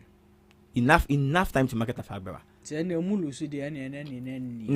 Yeah, because if from 31st January, might let the flag bearer. Now within 2 months, might let some constituency executives, regional national, now they are coming to work together with the flag bearer. Yeah. And then if you know the flag bearer, once we let the flag bearer, with that chairman, national chairman, national secretary, you know this is a flag bearer. Okay. If you know you can work with him, men contesting. Okay. It's simple. Okay. If you know you're going to sabotage him, don't contest, because you know this is a flag bearer. We have 3 minutes left. Yeah, so if it's Baumia who wins, don't, and then you know you can't work if Baumia wins, and you know you can't work with Baumia, don't just contest. Okay. If it's Kennedy who wins, and you know you can't work with Ken, don't just contest, because we don't want any sabotaging. Okay. You get it? So to me, it's a right call. And then we've won power when we have an acting chairman and an acting secretary. So this is not any big blow to us. But the health of the chairman is also a concern. Okay. Initially, a constitution demands that the chairman himself should write. Because the letter wasn't even signed by the chairman. Okay. The letter the secretary received wasn't even signed by the chairman. The secretary made it clear. Okay. So we voted for the chairman. We didn't vote for we voted for the chairman. We didn't vote for his wife or his family. Hi. No, we voted for the chairman himself. So if there's anything, the chairman himself can sign. Oh yeah, request there. If type secretary or type must there, just sign it. Okay. Then we know it is coming from you yourself. Okay. But if it's from the family, we want to hear from the chairman himself. Okay. So chairman, MPP, NEC, National Council, National Executives. This is my condition. This is my health condition, and I'll need a break. So you can let the first vice chairman act on my behalf. Okay. You get it? It's very simple. Okay. That's the only thing. We don't have a problem. All right. So for me, we can win an election with an acting chairman and acting secretary. Yeah, bida. Okay. It's not first time. Yeah, bida. Okay. Yeah. So this no any big thing. Yeah. Okay. Yeah. All right. Thank you. Peter. I don't know, sir. The We are doing 4 minutes. It's 9:51. Is It's try- 9:55. The MPP is trying to be insensitive. If you read the letter from the family, they are trying to say the chairman, even the state of mind of the chairman, is something questionable. So mental issues is involved per the letter written by them. So if truly the state of the mental ability of the chairman is in question, how can that person sign a letter? Or they are trying to tell us the coup d'etat they organized 3 days ago, the chairman was not in support. What they did there was a coup d'etat. The party council of elders went and fight the constitution of the party. Because per the MPP constitution, when the party is in opposition, they elect their running their father is it 2 years or 1 year to the election. Okay. So how can you build a mansion and first roof the building before laying blocks and laying foundation? It's our party. MPP is not just a party. It's the second powerful party in Ghana. Okay. Whatever success MPP chopped in their 8 years was because of the NDC being a very strong opposition party to make them work. Okay. The NDC will work, but we also need the MPP around so that as they put on the pressure, we can do more. Okay. What they did is a coup d'etat. It's not a coup d'etat. It's a coup d'etat. It's a reform. It's a palace coup d'etat. It's a reform. Please make your submission. His microphone is off. It's a palace coup d'etat. And MPP, reading from their tradition, is known for this. It's a UP party. We know them. So, you think their leadership is in crisis? What they are doing is a way of imposing the saint, the so-called saint, Dr. Muhammadu Bawumia, on the MPP. Okay. And do you think that is why the chairman is bowing out? The chairman, I will tell you, the chairman, even if he is sick, was not in support of what was going to happen. Okay. Mr. Marie, let me tell you this. Your time is Do you up, know? so- No, my time is not up. You said 4 minutes. I've not Okay. spent 4 minutes. Okay. You spent 3 minutes. I've spent 2 minutes. I have my time here. I'm monitoring you. You started at 9:51. You are still talking. You are taking my time. You started at 9:51. Please, So you're ended in 9:55. What I'm trying to say is, what the MPP did was a way of imposing Dr. Muhammadu Bawumia on the MPP. What pains me is the whole money Kennedy Japan has spent on this party. He can never lead this party. It pains me. It pains me. And I want to cry. No. It saddens me that the amount of investment Kennedy and Japan have invested in this party. Today, he wants to lead this party. He wants to organize a coup d'etat against him. Okay. They are forcing Educhum to speak. And let me tell you, by December, a new political party is coming out of the MPP. Okay. Thank you. Mark my words. Thank you very much. By December. Because, allow me to talk. Arai, your time is Are you not the moderator? Your time is actually up. So, you know what I'm going to do is this. Please, I'm coming. What I'm going to do is this. You have 1 minute for your last words. Whatever you are going to say. But exactly that 1 minute is up. What pains me is Kennedy Japan have spent a lot of money. You won't greet. Do you know? Kennedy Japan have invested in MPP like a business.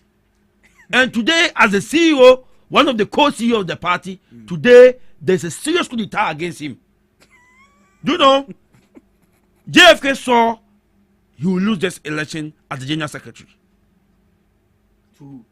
Baumia is bringing Chama to me, but Chama to me is an ex-convict from the BNI cell. And he saw if they try to bring him, people will attack. So the best thing is, let's use this coup d'etat so that we impose Baumia on them. And Baumia will also come and force people to vote for us. Because after Baumia winning the election, he's going to make a list. 20 seconds more. And in that list, he will tell you, these are the people I think can help me to achieve my aim. I greet all members of the NDC, especially all appointees. What I'm telling you is, whatever happened to Chairman to me at the Yoko cells, at the BNI cells, is a case study. Even if you are going to be in power for 90 years, you one day leave power. Sure. Please, let us be responsible. Let's work hard. Ghana need development. Sure. Ghana need development. The NDC is a social democrat party that we believe in the people. But what pains me, and I'm going to cry, is the coup d'etat against Kennedy or Hene Japan. Ken, if you form your party, I can be your national chairman. Mr. Mari, let me make this clear. Let me make this. It's okay, talk. Let me make this thing clear. To say it's a coup d'etat. It's a coup d'etat. Oh, Chairman, it's something wrong. Do you know why I'm saying something wrong? It's police station executives. Oh, you know it's your last word. Yeah, police station executives are the ones going to elect the flag bearer, and police station executives, not the current ones. It's the current ones. No, Peter. On 6th December, the police stations, the current ones, they are mandate. Engaging him. Please, I want to make it. If no. It will not end. Mr. Mari, please. Please. On 6th December, the information out is that on 6th December, on 6th December, the police station, our mandate is ending. I'm a chairman at the police station, so there will be elections after 6th December. Police station elections. Why not? No. After that, I'm not happy with what There'll be elections after. There'll be elections after 6th December. Police station elections, and there we are going to have new people are going to contest people. Me, I'm a chairman. If I'm going again, somebody contest me at my police station. Okay. Somebody contest me at my police station. And maybe I might lose, maybe I might win. It depends. It depends on my work. You get it? And even if there will be constituency elections, national elections, it will still be the same politician executives who are going to vote for the flag bearer. Nothing changes. Okay. Nothing changes. The same politician executives at the police station, and the same people going to vote for the flag bearer. Okay. Last election, you had the Kotaba flag bearer, you had the Kotaba Yom. Okay. And this time, the same thing. Our mandate is ending on 6th December 2025 and ending. Okay. That's the new law. Now, ending everything, let me say good morning to the Greater Accra Regional Organizer, Commander Prince Obin. Okay. He's doing fantastically well. That man, that gentleman. In fact, MPP needs him. Okay.